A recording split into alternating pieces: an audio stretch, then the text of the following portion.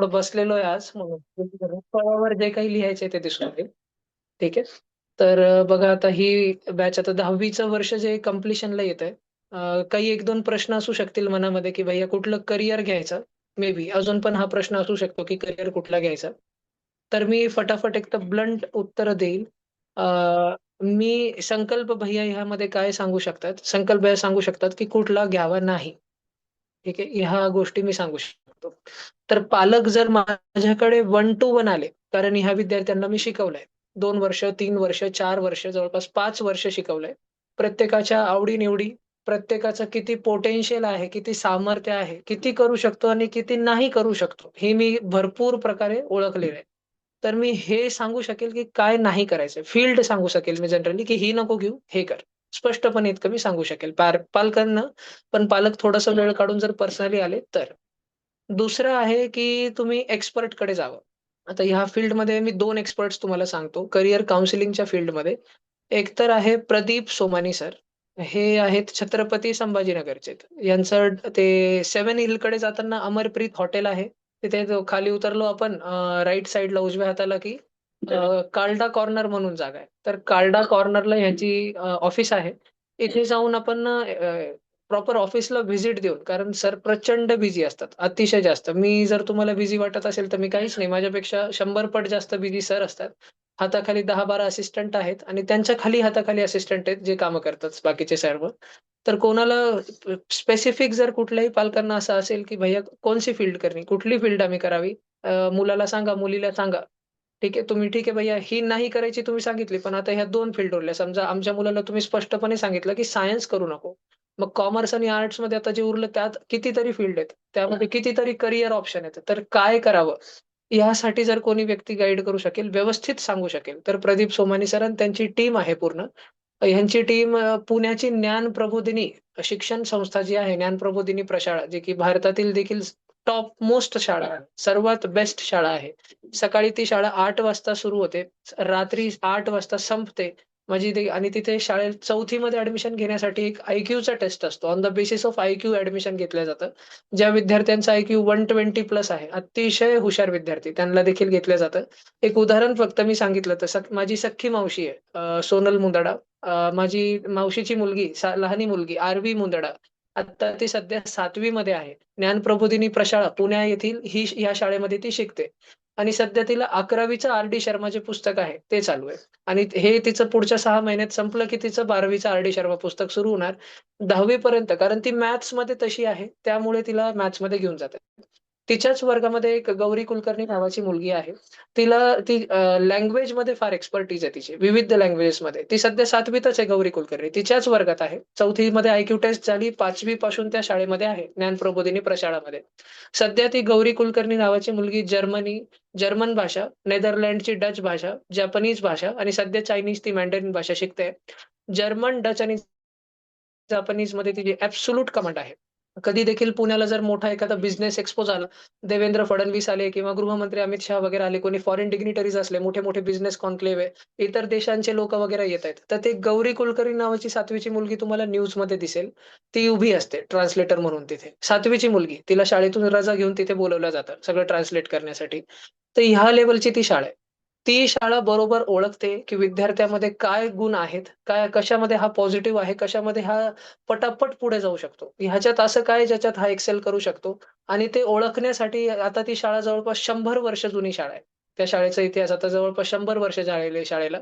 प्रचंड मोठा म्हणजे शाळेचा परिसर वगैरे म्हणा आणि त्यांचं पेडागॉजी विद्यार्थ्यांना कसं घडवायचं, ह्यामध्ये त्यांची जी एक्सपर्टीज आहे, ज्या प्रकारची त्यांची भूमिका आहे ती अनपॅरलल्ड आहे. प्रदीप सोमानी सर त्या शाळेच्या एज्युकेशनल काउन्सिलिंग विभागाचे प्रमुख आहेत. पूर्ण Maharashtra head, pan India head आहेत सर. कंटिन्यू त्याच्यामुळे त्यांचं फिरणं वगैरे चाललेलं असतं आणि त्या शाळेने जे आय-क्यू पेपर आणि करियर काउन्सिलिंग सायकोमेट्रिक टेस्ट बनवली आहे. आकलन एक पेपर बनवलाय. जवळपास 3-3.5 तासाचा तो पेपर असतो. शांतपणे द्यायचा असतो. विद्यार्थी जेव्हा पेपर देत असतो, त्यावेळेस आई-वडिलांसोबत ते विद्यार्थ्यांच्या अगोदरच्या अचिव्हमेंट्सच्या बेसिसवरती, इतर मार्क वगैरे बेसिसवरती किंवा कोणी रेफर केलं. जसं विद्यार्थी समजा आपला विद्यार्थी जातोय, तर मी विद्यार्थ्याला बरंच काही ओळखतो. तर मला एक कॉल येईल, की हा कसा-कसा आहे? काय ह्याच्यात कमी, काय ह्याच्यात जास्त आहे? त्याप्रकारे पालकांना तेव्हा 3 तास, 3.5 तास ते गाईड करतात. ठीक आहे. आणि मग विद्यार्थ्याचा पेपर होतो. 2-4 दिवसानंतर जवळपास आठवड्याभरानंतर डिटेल एक्सपर्ट एकदम रिपोर्ट येते.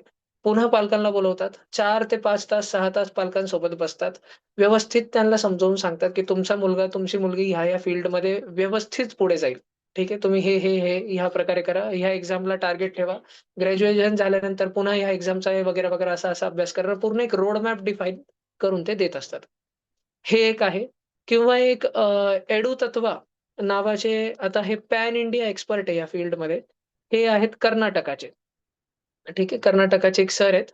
जवळपास आता त्यांना शिक्षण फील्डमध्ये, शिक्षण क्षेत्रामध्ये 45 वर्ष झाले. सध्या त्यांचं रनिंग वयच 68 वर्ष आहे. हे एड्यू तत्वा नावाचं एक मोठी संस्था आहे, मोठी कंपनी आहे, कॉर्पोरेट कंपनी, जे की फक्त सायकोमेट्रिक टेस्ट चाचणीमध्येच काम करते, की कोणताही विद्यार्थी त्यांच्याकडे जर आला, त्याची जवळपास 3 ते 4 तासाची आकलन परीक्षा घेतली आणि त्याचा रिपोर्ट वगैरेमधून स्पष्टपणे दिसून आलं, की हा कुठल्या करिअरमध्ये योग्य राहील. आता ह्या टेस्ट ज्या आहेत, तर या वेगळी मी जर एक आकडा सांगितला तुम्हाला पालकांना, की एड्यू टेस्ट नॅशनल त्यांची वेब पोर्टल आहे. वेबसाईटवरूनच रजिस्ट्रेशन असतंय. तिथेच जाऊन करावं लागतं. तिथून ऑनलाईन वगैरे घरी बसवून द्यायची आहे आणि मग त्यांची आठवड्याभरानंतर पालकांसोबत Zoom मीटिंग असते. 4 तास, 5 तास, 6 तासाची Zoom मीटिंग चालते.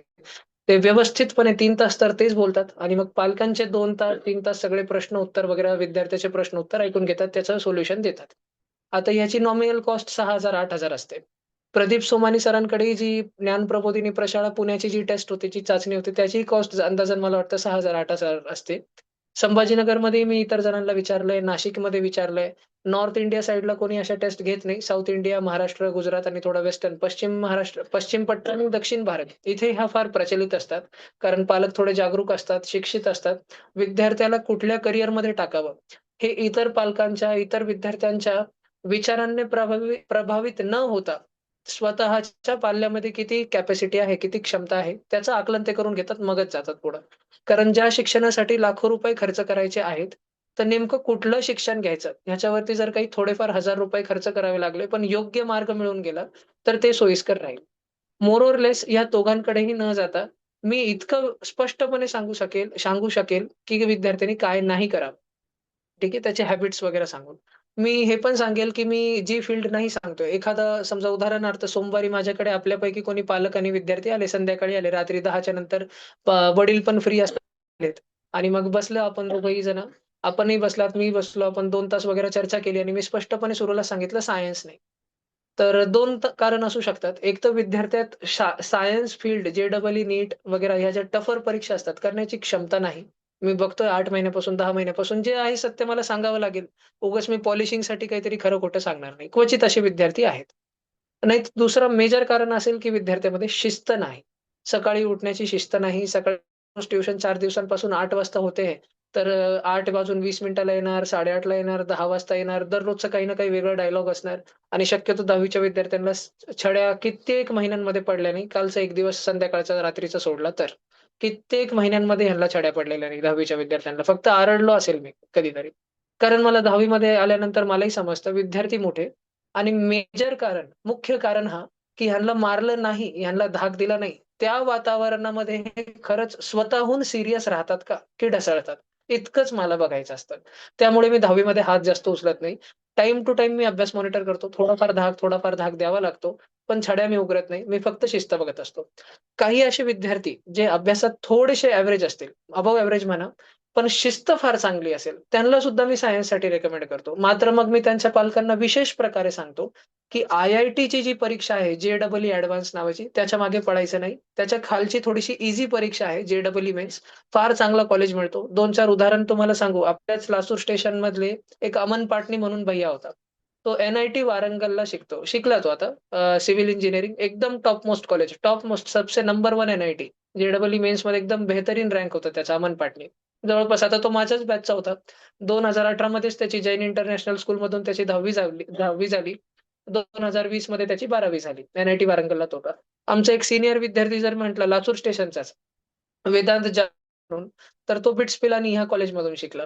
ठीक आहे, एकदम जबरदस्तच. म्हणजे पॅकेज वगैरेही त्याचं फायनान्शियली जर आपल्याला एक अपेक्षा असते सर्व पालकांना, पण कुठल्या बॅकग्राऊंडनी आपण येतो आणि आपण आपल्या पाल्यावरती जो काही खर्च करतोय आणि तो म्हणतोय, की मी हे करून दाखवेल म्हणून आपण करतोय. त्याला विचारूनच आपण करतो.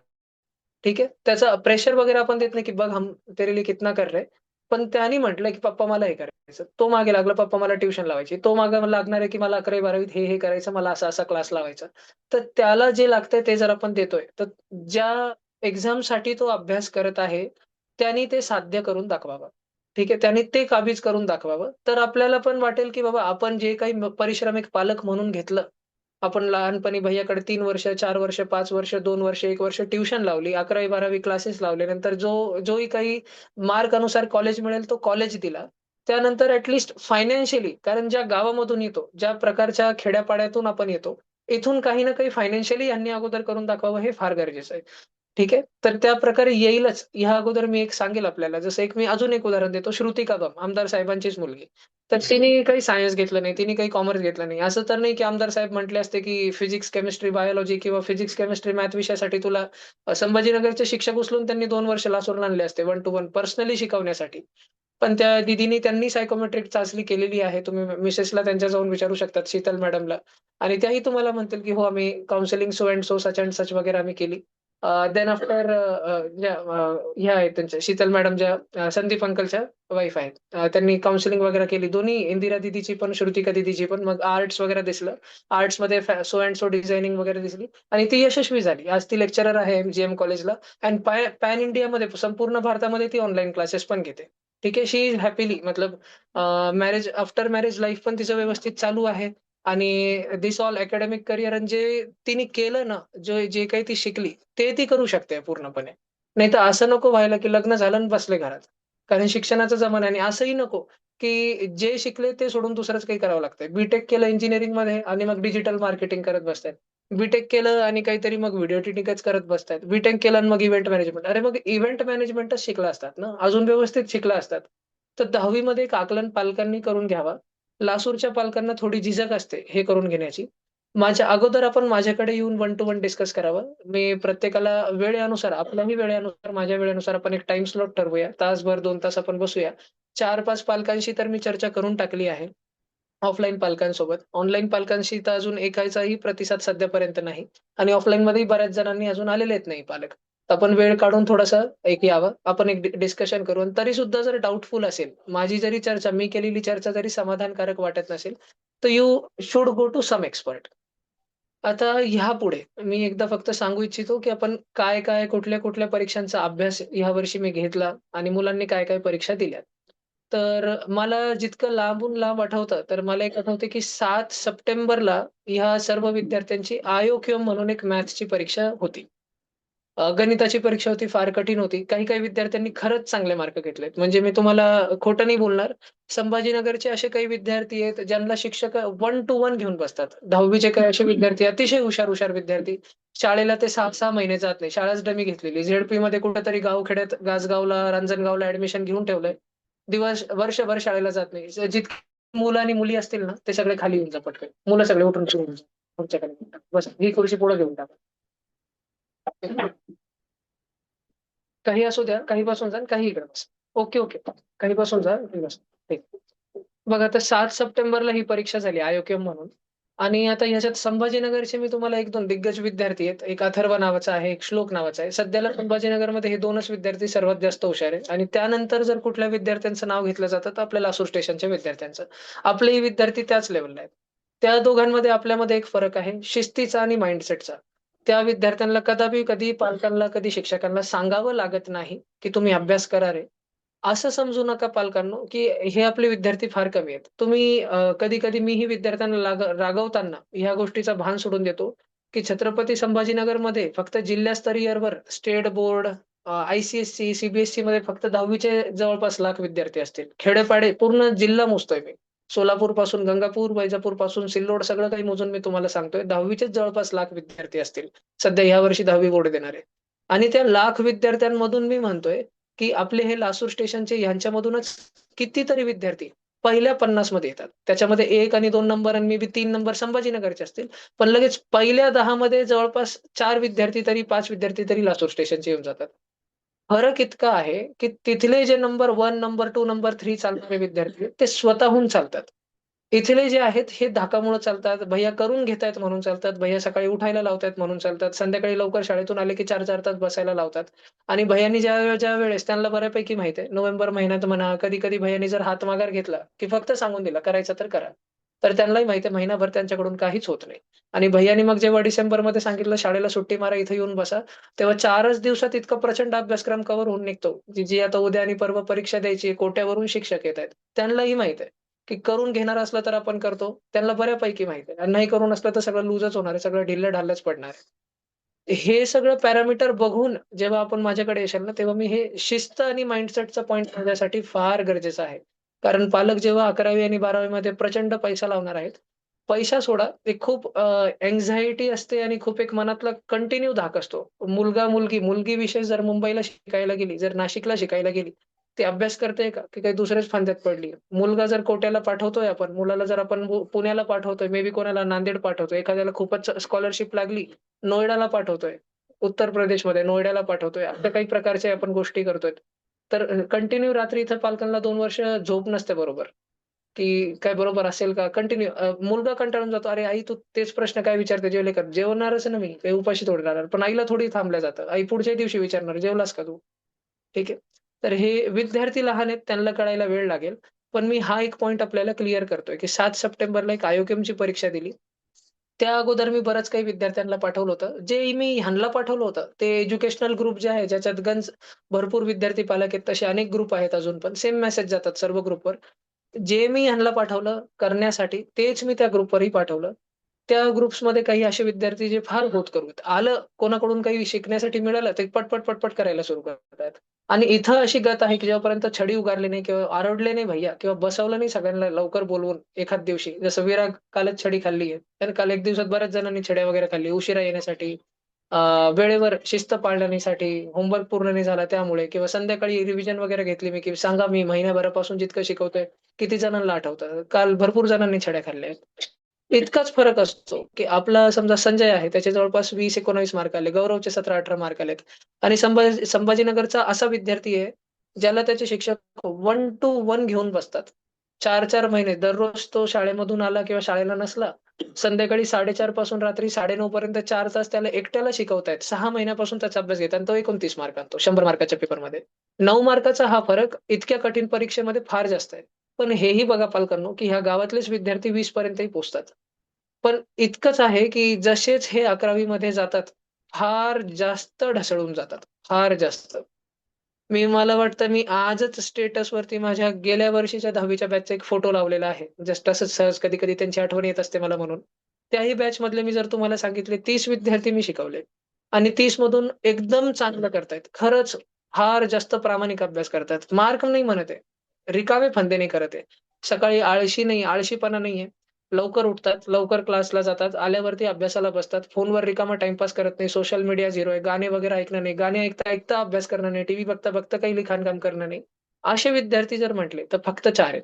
मोजून बोटावर, एक कमी नाही, एक जास्त नाही. फक्त 4 आहेत. अभ्यासात पूर्णपणे ढासळलेले आहेत. म्हणजे सकाळी आता मी तुमची 9:30 वाजता Zoom मीटिंग मी ह्या सर्व विद्यार्थ्यांची, पालकांची घेतोय.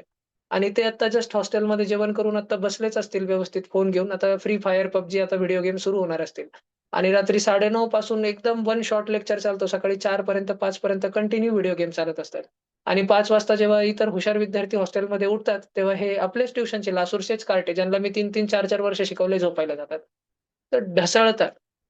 मी हाच एक कारण सांगतो. इथं मी आहे, करून घेणार आहे म्हणून थोडं असतं ट्रॅक. कधी ढसळला तरी वापस लवकर येतो वरती. 11वी-12वी फार ट्रिकी आहे. आपण एक पालक आहात. मी तरी 4च वर्ष शिकवलं आणि मी तरी फक्त ट्युशन पुरती बघितलं यांना. काय शिस्त आहे, काय नाही आहे. पूर्ण यांचं स्वरूप मी नाही बघितलं. घरी आपण बघितलं. विद्यार्थी असतो ना भैय्यासमोर तर एकदम सभ्य आणि घरी जाऊन आईवर पूर्ण ओरडतो. तिथं आपण पूर्ण कंप्लीट पिक्चर आपण बघितलेला आहे. ते बघून आपण ह्यांचा घ्या निर्णय. ह्यांच्यामधून एखाद्याचा जर कोट्याला उद्या येतायत ना ते फिजिक्सवाला म्हणून आहे क्लासेस.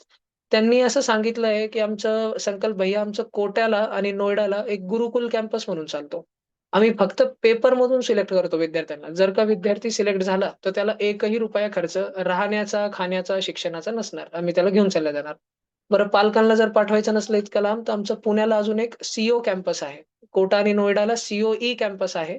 थोडा अजून वरचा आणि पुण्याला आमचा कॅम्पस आहे, तिथं घेऊ आम्ही. आणि विद्यार्थ्याला जर मार्क वगैरे नसले, तर मग तो आमच्या छत्रपती संभाजीनगरच्या सेंटरला म्हणा किंवा ऑनलाईन वगैरे कोर्सला म्हणा, जे काही त्याला स्कॉलरशिप मिळेल, आम्ही प्रयत्न करू जास्तीत जास्त 90% 100% ट्युशनच्या फीसची स्कॉलरशिप देण्यासाठी तो करेल. पण पालकांनो, जर तुमच्या पाल्याचा कोट्याला नंबर जरी लागला, नोएडाला नंबर जरी लागला आणि मी माझ्याकडून वन टू वन सांगितलंय, की नाही ह्याच्यात शिस्त नाही, नका पाठवू. आणि घरी एखादा फारच रडतो, धडतो, आईच्या मागे लागतो, पप्पांच्या मागे लागतो. "पप्पा प्लीज मम्मीला समजावा ना, मम्मी सांग ना पप्पांना, मी करेल ना, मी करून दाखवेल ना. आत्तापर्यंत नाही केलं, पण करेल. तिथं जे गेल्यावर सगळं राहील माहोलमध्ये, पण काहीच फरक पडणार नाहीये. पाठवू नका." तुम्ही घरी शिस्त बघितली, तर ह्यांना काहीतरी चांगलं देण्यामध्ये तुम्ही ह्यांचं नुकसान करून बसणार. ह्यांना तुमच्या जवळच ठेवावं लागलं. तुम्हाला जर ह्यांची शिस्तची जर आहे भीती वाटते, की बाबा हे उठणार की नाही लवकर सकाळी 6:00-6:30ला स्वतःच उठणार का? की अलार्म आपण 10-10 कॉल करतोय, हां, उठले आणि झोपले, उठले आणि झोपले. हेच चालू आहे. तर नका पाठवू. तुम्हाला जर वाटलं फारच मित्र-मैत्रिणी, गप्पा-शप्पा, कंटिन्यू फोन हातात आहे, कंटिन्यू WhatsAppवरती चॅटिंगच चालू आहे, नका पाठवू. अभ्यास होतच नाही 11वी-12वी मध्ये अशा विद्यार्थ्यांना. लासूरला ठेवा ऑनलाईन, नाहीतर खूप तर खूप संभाजीनगर ठेवा. संभाजीनगरला माझ्यासारखा क्लास जो आहे, कोणीच माझ्यासारखं लक्ष देणारं नाही, पण शिकवण्यामध्ये जर विद्यार्थी स्वहून येतोय इथं तर मी विचारतो, "का रे तुझे मार्क का कमी येतात? मागच्या पेपरला का बरं कमी आले?" कोणी संभाजीनगरमध्ये एकही विचारणार नाही. जगात कोणी विचारणार नाही बाहेर, कमी जरी आले तर. विद्यार्थी जर स्वतःहून जातोय, तर त्याला वेळ देतील असा एकच क्लास डी-एफ-सी आहे. चांगले-चांगले शिकवणारे. जे-ई-ईसाठी टॉप मोस्ट क्लास ज्याला म्हटलं जातं संभाजीनगरचा, तो 3 इयर्स क्लासेस आहे उस्मानपुऱ्याला पेट्रोल पंपच्या बाजूला. नीटसाठी जो सर्वात बेस्ट क्लास आहे, तो आपण रेल्वे स्टेशन विट्स हॉटेलकडून जसंच क्रांती चौकाकडे जातो, तर कैलास मार्केट येतो. अहिल्याबाई होळकरांचा पुतळा आहे. तिथेच आर-सी-सी आणि आय-आय-बी क्लासेस आहेत. ठीक आहे. जय टॉवरकडे. तेच 2 क्लास आहेत. आर-सी-सी एकदम टॉप मोस्ट मानले जातात. जर विद्यार्थ्याला ॲलनमध्ये चांगली स्कॉलरशिप मिळत असेल हायकोर्टकडे, तर तोही क्लास चांगला मानला जातो. पण आणि जर कुठेही चांगली मिळत नसेल आणि मग टाकायचा जर संभाजीनगरलाच प्रश्न पडला, तर I will suggest DFC. Right? These are the 3-4 classes अशा प्रकारे आहे. पण विद्यार्थ्यांना आणि ह्याच्यामधून असेही मी विशेष हा पॉइंट ह्यामुळे सांगतोय. उद्या ते कोट्यावरून येतायत, नोएडावरून येतायत ते सर. परवा सोमवारी मोशन क्लासेस आपण 2-4 दिवसा ऑनलाईन मीटिंग पण केली त्यांची बऱ्याच पालकांनी, विद्यार्थ्यांनी. तर ते सर कोट्यावरून येतायत. राधेगोविंद सर नाव आहे त्यांचं. फ्लाइटनी उद्या ते मुंबईला येणार आणि मुंबईहून रात्री मग बसून रात्री 11 वाजता नंदीग्रामने लासूरला येणार. रात्री उद्याचा मुक्काम आमच्याकडेच असणार. परवा सकाळी सोमवारी 9 ते 12 विद्यार्थ्यांचा पेपर होणार आहे 3 तासाचा. पुन्हा तेच आहे. मार्क आणले तर सगळं फुकट. थोडेसे कमी मार्क आणले, भरपूर मार्क आणलेत, पण थोडेसे कमी. तर राहणं-खाणं फुकट, ट्युशनची इतकी-इतकी लागेल. थोडं अजून थोडे कमी घेतले, तर मग इतका-इतका अमाउंट लागेल. आणि फारच कमी घेतलेत, मग आम्ही घेतच नाही. मग तुम्ही आमच्या लोकल क्लासेसला घ्या. जे ते इनडायरेक्टली म्हणतायत, की तुमच्याकडून होणार नाहीये. तुम्ही फक्त आमच्या लोकल ब्रांचला 4,00,000 5,00,000 रुपये जमा करा आणि ज्याच्यामुळे ज्यांचं होणार आहे, त्यांचा खर्च आमच्याकडून निघेल. ज्यांना मी मोफतमध्ये शिकवतोय, आमच्या शिक्षकांची पगार वगैरे इतकं सगळं मॅनेजमेंट चालेल. तर एक इनडायरेक्ट हे पण आहे बघा पालकांनो. आपण ज्या इतक्या परीक्षा देतोय, आता उद्या ते सर येतायत, परवा एक सर येतायत. पुन्हा 4 जानेवारीला आय-आय-बीची महाफास्ट परीक्षा आहे. 11 तारखेला पण मी टाकलं ना ग्रुपला. कुठली परीक्षा आहे 11 तारखेला? ज्याने हां, नारायणा सी-ओचा इंटरव्ह्यू आहे त्या दिवशी तर मुंबईचा इतका मोठा. मग पुन्हा 18 तारखेला बीडला जायचं एक परीक्षेला. ते एम प्रकाश पुण्याचे क्लासेस आहेत. पण पुण्याला जाणं 6-7 तास अवघड पडतं. बीड लवकर येतो 2 तास, 3 तासावरती बीड आहे आता. तर तिथं जाऊन ती परीक्षा आपल्याला द्यायची आहे निश्चितपणे, की बाबा झापतंय की नाही झापतंय. सगळ्या परीक्षा एकतर निःशुल्क आहेत. एखादी परीक्षा 100 ₹200 आहे. द्यायची ह्याकरिता आहे, की विद्यार्थी नंतर जेव्हा म्हणेल, की मार्क बिलकुल तुम्ही भैय्याकडे येऊन बसणार मार्च महिन्यामध्ये 10वी बोर्ड झाल्यानंतर. विद्यार्थी म्हणेल, "पप्पा मला इंजिनिअरिंगच करायचं, मला जे-ई-ईच करायचं." संकल्प भैय्या स्पष्ट म्हणतात, "सर याचे फक्त 8 महिन्याचे मार्क बघा तुम्ही. 10 महिन्याचे मार्क बघा." दिसतच नाहीये. कुठल्या भरोश्यावर? पण तो घरी जाऊन पुन्हा हट्टच करतोय. कारण गेल्या वर्षी झालंय. विद्यार्थी माझ्या समोर आलाय, पालक माझ्या समोर आले. पालक म्हटले, "का हो भैय्या, हा तुमच्या समोर यायला नाही, नाही म्हणतो." ते म्हटलं, "त्यालाच विचारा." तर तो हळूच पप्पाला म्हणतो, "मला जे-ई-ई करायचं भैय्या नाही म्हणतात." आता तो विद्यार्थी त्याने YouTube चॅनल उघडलेला आहे. अभ्यासासाठी आणि असं काही नाही. रोज रात्री त्याची लाईव्ह स्ट्रीम चालू असते. अ, हे फ्री फायर आणि याची PUBGची. तर तो जसं खेळतोय, किती त्याने किल केले, किती लोकांची हत्या केली त्यामध्ये आणि किती पॉइंट जिंकला, किती शिक्के जिंकला, किती खजाना लुटला, हे सगळं त्याचे वेगळे-वेगळे 4-5 प्रकारचे व्हिडिओ गेम आहे. त्याची लाईव्ह स्ट्रीम चालते. आता सकाळी रात्री 10 वाजता सुरू होईल. लागल्यास मी मीटिंगमध्ये दाखवतो लाईव्ह स्ट्रीम त्याची. तर 10 वाजता तो बसत असतो आणि सकाळी 5-6 पर्यंत त्याचं एकदम व्यवस्थित फोकस्ड असतो तो एकदम त्याच्या कामामध्ये. फुल डिव्होटेड असतो. तर असेच ह्यामध्ये पण विद्यार्थी असणार आहे. म्हणून एक मीटिंग मी घेतली. आता पालकांना काय-काय अपॉर्च्युनिटी मागच्या एकदा सांगतो एक पूर्ण कंप्लीट पिक्चर. एक झालं 7 सप्टेंबरला आयोकेमची परीक्षा झाली. ह्या जितक्या परीक्षा द्यायला लावल्या आहेत ना विद्यार्थ्यांना, जिथं आपण ॲडमिशन घेणार आहोत, समजा आपल्याला ₹50,000 लागत असेल, तर आपण 10 परीक्षांचे जे चांगले 10 परीक्षा, 20 परीक्षा संकल्प भैय्यांनी द्यायला लावल्यात. 4 परीक्षांमध्ये फार चांगले निकाल होते. ते जरी दाखवले, तर 50,000 चे अजून 10,000 कमी होते. ह्या परीक्षा ह्यासाठी गरजेच्या असतात. 15 सप्टेंबरला सगळ्यांना आठवतच असेल, पुण्याला पाठवलं होतं. ॲलनची परीक्षा होती. बरोबर. मग 22 सप्टेंबरला कुठल्याही प्रकारची परीक्षा झाली नाही. 28ला स्कोर नावाची परीक्षा होती, पण दिली नाही. मग 5 ऑक्टोबरला परीक्षा दिली, टॅलेंट टेस्ट म्हणून. ठीक आहे. त्या परीक्षेमध्ये सी-एस-आय म्हणून पालकांनो एक असं रिपोर्ट आलाय, जे मी सांगितलं नाही प्रदीप सोमानी सर किंवा ते एड्यूतत्व वगैरे काउन्सिलिंग करतात. तर त्या टॅलेंट टेस्टच्या परीक्षेमध्ये देखील एक रिपोर्ट आली आहे, की तुमचा पाल्य जे करू शकेल का? नीट करू शकेल का? झापेल का त्याला नाही झापेल? स्पष्टपणे लिहून आलेले आहेत. की you are not qualified for जे म्हणजे संजय आमच्याकडे आता जवळपास 8 महिन्यापासून राहतोय. त्याच्याही रिपोर्टमध्ये त्याच्या मनासारखं नाही आलेलं आहे.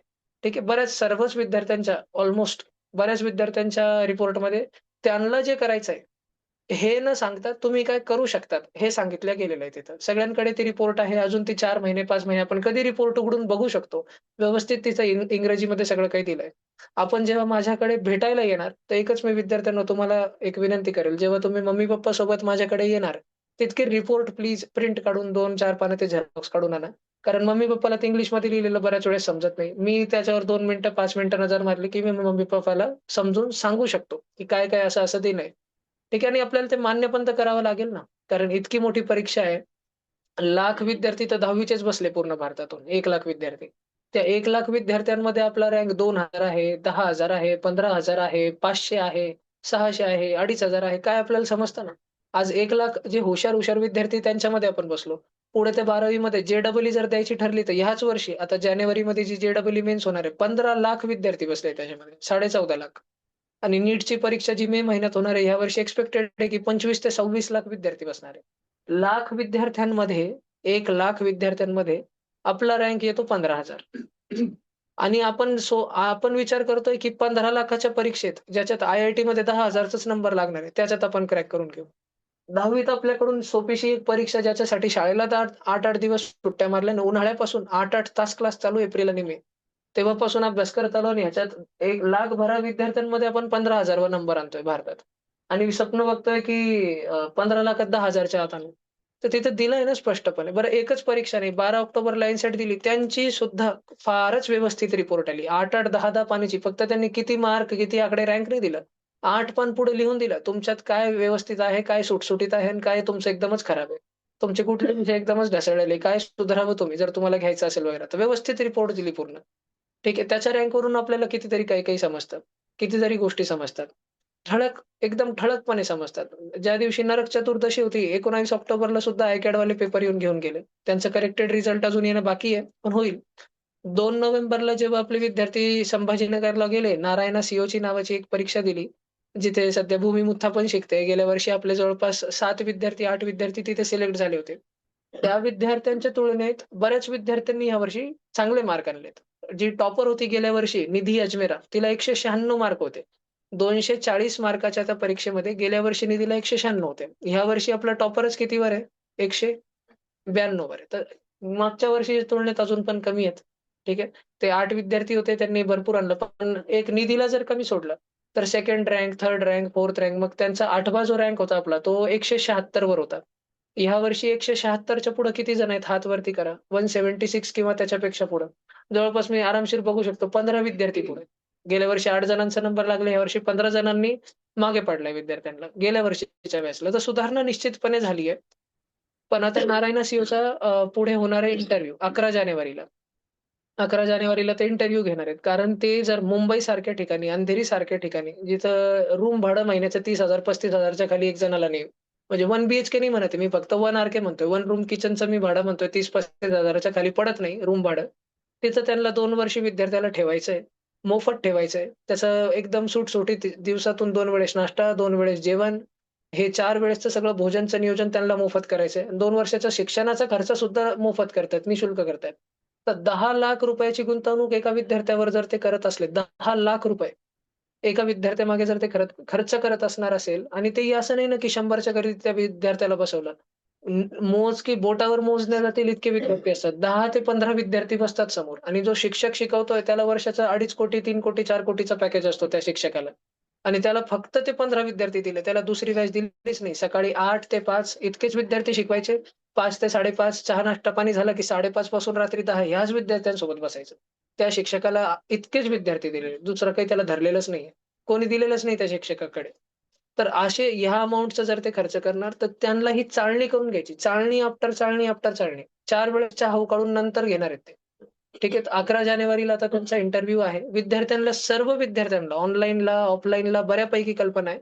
11वी-12वीचा सिलेबस येणार आहे. गेल्या वर्षीची आता दिवाळीमध्ये सगळे आपले विद्यार्थी आले होते. कोट्यावरून सम्यक आला होता, यशवर्धन आला होता. संभाजीनगरवरून सगळेच निधी, साहस, सम्यक सगळे विद्यार्थी म्हणा, आर्यन सोनवणे, आर्यन गायकवाड, शंकर सगळ्यांशी हे मित्र-मित्र सगळ्यांची ओळख-पाळख असते. विचारतात, "हे खरंच का रे भैय्या इतकं सांगतात, इतकं येत असतं का?" त्यांना माहीत आहे येणार आहे की नाही येणार आहे. त्यांनी पेपर दिला त्याच्यातही बघून घेतलं, की काय होतं फिजिक्सचे मॅग्नेटिक इफेक्टचे कसे प्रश्न आले होते, टेस्लाचे, वेबरचे काय-काय पेपर आले होते. मॅथ्स काय लेव्हलचं होतं. एक प्रश्न जरी हलला का 20 प्रश्न होते गणिताचे त्याच्यातून 4 जरी प्रश्न हलले का 2 नोव्हेंबरला बघितलेलं आहे विद्यार्थ्यांनी हे सगळं. तर सुरूच्याच चाळणीमध्ये असं होय, तर इंटरव्ह्यूमध्ये काय होणार आहे ह्यांनाही कल्पना आहे. वेळ पण आहे, अभ्यास पण दिलेला आहे. करणं नाही करणं हे ह्यांच्यावर आहे.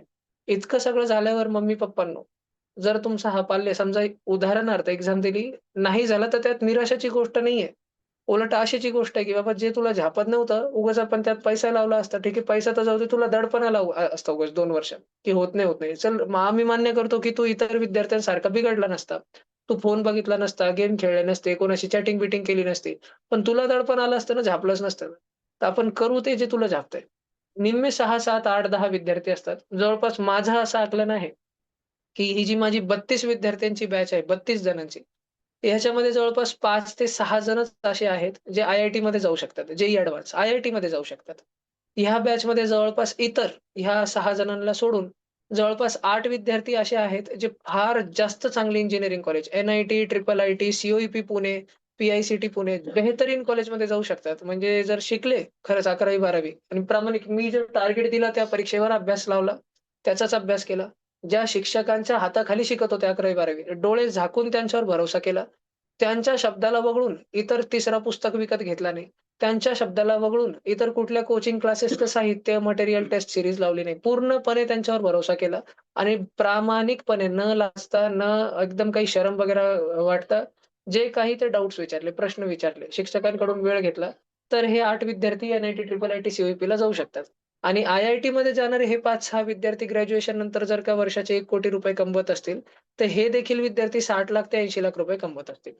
ही हकीकत आहे. मी जवळपास 8 जणांचं आकलन आहे. या 8 जणांवर फक्त माझा एक स्टार बिंदू असा लावतोय मी, की मला यांच्या शिस्तीवरती फार मोठा प्रश्न आहे, की हे 11वी-12वी ढासळतील. मी म्हणजे ह्यांनाच सांगितलं मी आता 2-4 दिवसा अगोदरच शिकवताना मी सांगितलं डिसेंबर 2025 चालू आहे. डिसेंबर 2026 मध्ये तुम्ही जे 32 विद्यार्थी 3-3, 4-4, 5-5 वर्ष तुम्हाला शिकवलं. तुमच्या 32 मधून म्हणजे 27-28 जण ढासळून जातील. अभ्यास करणार नाही, मन लागत नाही, रिव्हिजन होत नाही, लफडेबाजी चालू आहे, फोनवर व्हिडिओ गेम खेळत चालू आहे. आई-वडिलांनी सुरूचे 3 महिने फोन दिला नाही, पण मग मागच लागले. दिवाळीच्या सुट्ट्यात आले, "नाही, नाही, फोन लागतो. सगळेच जण करतात, फोन लागतोच." मग आई-वडिलांनी काही भैय्याशी संपर्क ठेवला नाही, देऊन टाकला फोन आणि झालं मग बट्टमबोळ झाला, जे व्हायचं होतं ते. तर मी ह्यांनाही सांगितलंय 32 मधून जवळपास 27-28 तसेच ढासळतीलच आणि 4-5 आहेत ते सुटसुटीत. IIT वाले नाही म्हणत आहे. कोणी जर कॉमर्सला पण गेलं त्यालाही म्हणतोय मी, की तू तू ट्रॅकवर राहशील. 4 ते 5 विद्यार्थ्यांची मला खात्री आहे, हे ट्रॅकवर राहतील. फक्त 4 ते 5. इतर विद्यार्थ्यांची थोडा पण म्हणजे नादान आहेत. सगळेच हुंड-बंड सगळं काही असतातच.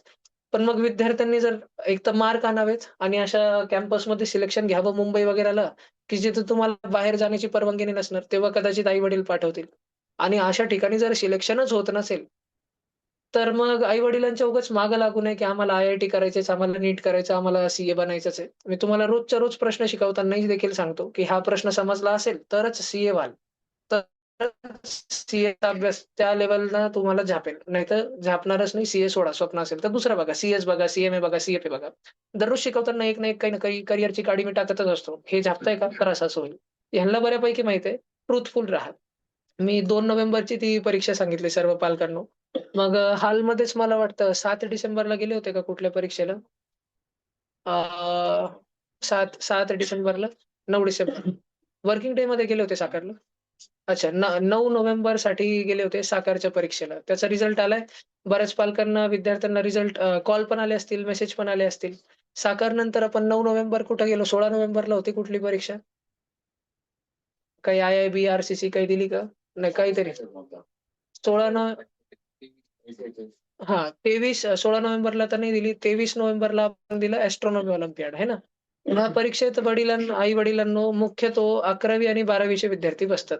पूर्ण संभाजीनगरमध्ये ह्या परीक्षेमध्ये बसलेच असतील एस्ट्रोनॉमी ऑलिम्पियाडमध्ये 40 विद्यार्थी 10वीचे आणि त्यात 40 मधून जवळपास 30 तर आपलेच असतील. असं आहे. अवेअरनेसचं लेव्हल असं आहे. ही परीक्षा 11वी-12वीची असते. पण आपण तरी अभ्यास करत असतो. काही प्रश्न सोपे असतात. काही प्रश्न असे असतात 10वीच्याच अभ्यासक्रमातून होऊन जातील आणि जे थोडंफार आपण 11वीचं-12वीचं एस-आर-जी बॅचमध्ये कंटिन्यू सुरूपासून सुरू ठेवतोय.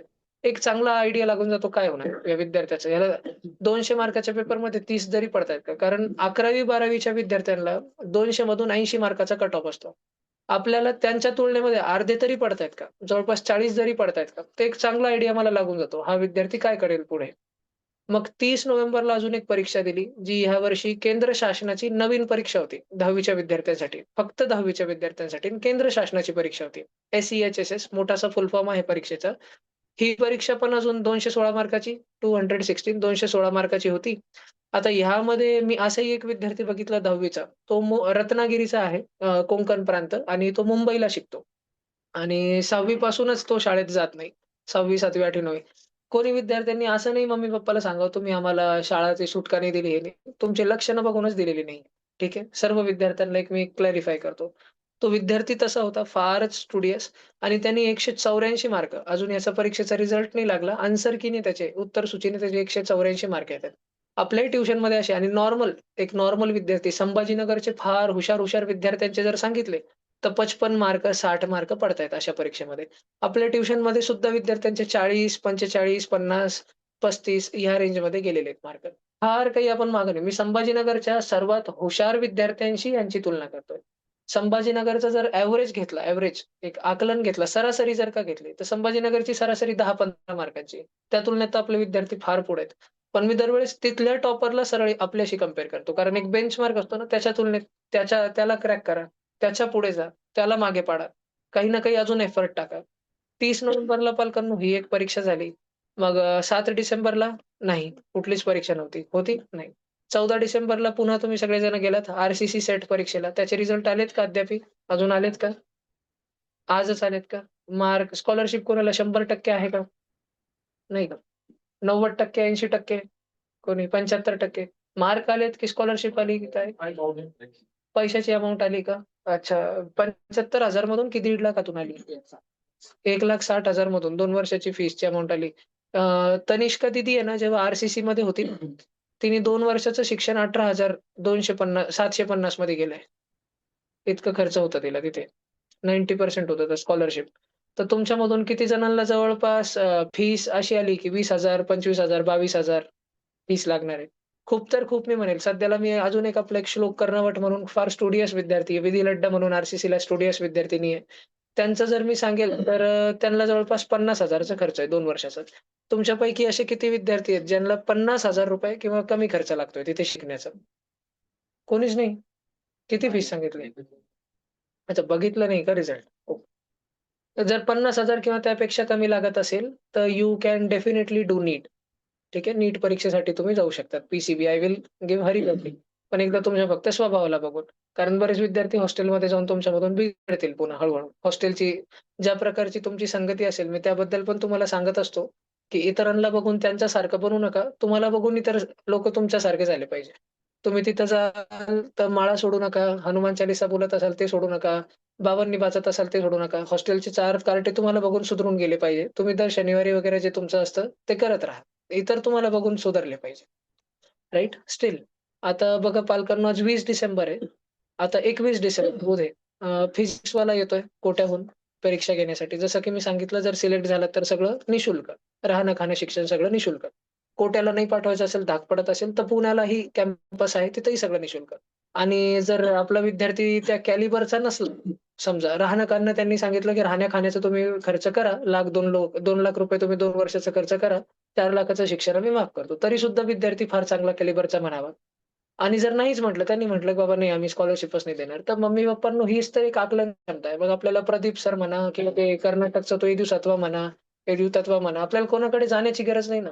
बसल्या-बसल्या आपल्याला समजतंय, की आपला पाल्य, भैय्या, दीदी आपल्याला म्हणतोय, "पप्पा, मम्मी मला हे करायचं." पण परीक्षावाला म्हणतोय, समोरचा म्हणतोय, "आम्ही नाही घेणार. घेणार तर मग पैसे भरा." जर तो पैसे मागतोय जर तो पैसे मागतोय, फार जास्तच पैसे मागतोय, तर मग आपल्याला टाकायचंच नाहीये. विद्यार्थ्याला तर फील्डमध्ये त्या क्लासेसला नाही म्हणत आहे, त्या फील्डमध्येच टाकायचं नाहीये. जर 10 जण म्हणतायत तर. ठीक आहे, एखादा असा ऐरा-गैरा सोडून द्या. लासूरचा कोणी म्हणतो 20,000च शिकवतो. लासूरमध्ये तर पहिलेच राहणार ना बाबा आपण, फर्स्ट नंबरच राहणार. संभाजीनगरमध्ये बघा, राष्ट्र पातळीवर बघा, राज्य पातळीवर बघा, टिकतोय की नाही. मग आई-वडिलांनो 22 डिसेंबरला सोमवारी मोशन येतोय कोट्याहून. त्यानंतर ट्युशनची ट्रिप आहे. त्या दरम्यान कुठलाही क्लासेस वगैरे 28 डिसेंबरच्या रविवारी कोणीच येत नाहीये. पर 4 जानेवारी ज्यांना नीट परीक्षा किंवा परीक्षा किंवा जे-डबल-ई ॲडव्हान्स नाही, पण जे-डबल-ई मेन्स परीक्षा यावरती फोकस करायचं आहे. तर आय-आय-बी क्लासेसची परीक्षा आहे. गेल्याच वर्षी मी तुम्हाला फक्त स्पष्ट उदाहरण सांगतो. ₹2,00,000 जिथं 11वी-12वीचा खर्च असतो, फक्त शिक्षणाचा खर्च. हॉस्टेल, मेस तर वेगळा. त्या 2,00,000ची फीस आपलाच लासूर स्टेशनच्या श्लोक कर्नावटे, सूरज मेडिकल तुम्हाला तर सगळ्यांना माहिती आहे. त्याला 40,000त शिकतोय तो तिथे 2 वर्षाचं. तर माझी इतकी तरी अपेक्षा असेल, की मिनिमम तुम्ही तितक्या खर्चात तरी करा. नाहीतर हे तर असणारच, की तुम्ही झिरोमध्येच करा. सगळं फ्रीमध्येच काढा. 4 जानेवारीला ती परीक्षा आहे ती. एकदम मनसोक्त अभ्यास करा त्या परीक्षेचा. खरंच चांगला अभ्यास करा. 11 जानेवारीला तुमचं मुंबईचं इंटरव्ह्यू होणार आहे. तुमच्यामधून कोणी जर असा स्वतःला तुम्ही पुढच्या 2 आठवड्यात, 3 आठवड्यात, 4 आठवड्यात जर असं बनवलं, तर तुमचं जयपूरला देखील सिलेक्शन होऊन जाईल. म्हणजे जे आशिष अरोरा सर तुम्हाला सगळ्यांना माहीत आहेत. काय दर्जाचा तो शिक्षक आहे. 40 वर्ष शिकवण्याचा अनुभव आहे. आज जे शिक्षक संभाजीनगरमध्ये शिकवतात, त्या शिक्षकांचा तो शिक्षक बसलाय तिथं जयपूरमध्ये. जेव्हा 11वी-12वी मध्ये शिक्षक होते, जे म्हणतात आम्ही 10 वर्षांपासून शिकवतोय. त्या शिक्षकाने ह्यांना शिकवलंय. हे जेव्हा 11वी-12वीत होते. आणि त्याच्या हाताखाली पूर्ण जयपूरचा मॅनेजमेंट चालतो आणि ऐरा-गैरा विद्यार्थी प्रवेशच घेतला जात नाही. जयपूर हा नॉन कमर्शियल सेंटर आहे. फीस घेऊन चालणारा सेंटर नाहीये. तिथं फक्त उचलून व्यवस्थित शिकणारे विद्यार्थी आणले जातात आणि त्यांचे रँक काढले जातात. आणि उलट रँक काढल्यावर सुद्धा पैसे तेच देतात. जेव्हा आपण 11वी-12वी शिकत असतो आई-वडिलांनो, ही हकीकत सांगतोय मी तुम्हाला. 10वीचा एक विद्यार्थी त्याचं नाव घेऊ नाही शकत मी. सध्या 10वी कोट्याला आहे तो. दर महिन्याला ज्या क्लासेसला तो शिकतो, ते क्लासेसवाले त्याच्या बँक खात्यात ₹80,000 टाकतात. दर महिन्याला. तो रँक 1, रँक 1, रँक 1 चालत असतो म्हणून. 11वी-12वीला सुद्धा हीच हकीकत असते. जर तुम्ही कोट्यामध्ये असलात, बाकी ठिकाणी होत नाही. जर तुम्ही कोट्याला कुठल्याही क्लासेसमध्ये असाल, मोशन म्हणा, ॲलन म्हणा, व्हायब्रंट म्हणा, पी-डब्ल्यू म्हणा. जर तुम्ही तिथल्या ओव्हरऑल बॅच साइजमध्ये टॉप 10 मध्ये जर चालत असाल, तर तुमच्या बँक खात्यात एक्स-वाय-झेड अमाउंट येते. मी स्वतः ॲलनला होतो. माझ्या कितीतरी वेळेस महिन्याची माझी जी हॉस्टेलची फीस होती ₹13,000 तर माझ्या बँक खात्यात ₹10,000 महिना पडतच राहायचा. क्रायटेरिया इतका असतो, की आमच्याकडे ते क्लासेसवाल्यांची समज अशी असते, की आमच्याकडे 10,000 विद्यार्थी 11वी मध्ये आय-आय-टीचा अभ्यास करतायत. दर 21 दिवसात तिसऱ्या आठवड्याला आम्ही पेपर घेतोय. त्यात जे 100 विद्यार्थी टॉप 100 आले, पहिल्या 10ला इतकी-इतकी रक्कम मिळणार. 11व्या रँक ते 30 रँक इतकी-इतकी रक्कम मिळणार आणि 31 ते 100 ₹10,000 मिळणार. तर माझा रँक जवळपास आहे ना 90 ते 110 यामध्ये चालायचा तिथे. तर कधी 100 मध्ये आलो तर माझी लॉटरी असायची. महिन्याचा मला हॉस्टेलचा खर्च 3,500 होऊन जायचा. 13,500चा 10,000 तर ते भरतायत. तर ते होऊन जायचं. आणि बऱ्याच वेळेस मग 101 वाला, 102 वाला तर मग डोक्याला ते पण ताण व्हायचं, यार पुढच्या वेळेस जास्त करावं लागेल. तर हा एक मोटिव्हेशन सिस्टम कोट्यामध्ये आणि जयपूरमध्ये चालत असतो. जयपूरमध्ये जर सिलेक्ट झालं तर शिक्षण, राहणं, खाणं तर मोफतच आहे. आणि अजून तुम्ही पैसे कमवून आणू शकता आणि रँक येईल त्याच्यात अजून 2, 4, 5, 10 लाखाचा चेक मिळून जाईल तिथे सगळ्यांसमोर पब्लिक समोर. तर हे कॉलेजच्या ग्रॅज्युएशन अगोदरच ही स्कीम सांगतोय मी तुम्हाला सगळ्यांना. फक्त अभ्यास आहे. मी तुम्हाला सगळ्यांना 4 दिवसां 5 दिवसांअगोदरच समजवलं होतं. सायन्स ही कॉमर्स आणि आर्ट्सपेक्षा जास्त सोपी फील्ड आहे. स्ट्रगलमध्ये जर बघितलं तर. कॉमर्समध्ये साधारण बनणारा ज्याचं स्वप्न असतं मला बनायचं. तो 11वी-12वी प्लेन कॉमर्स करतो. 12वी बोर्डाची परीक्षा झाल्यानंतर मार्च महिन्यात परीक्षा झाली, की त्यावर्षी सप्टेंबर महिन्यात मग तो फाउंडेशनचा पहिला अटेम्प्ट देतो.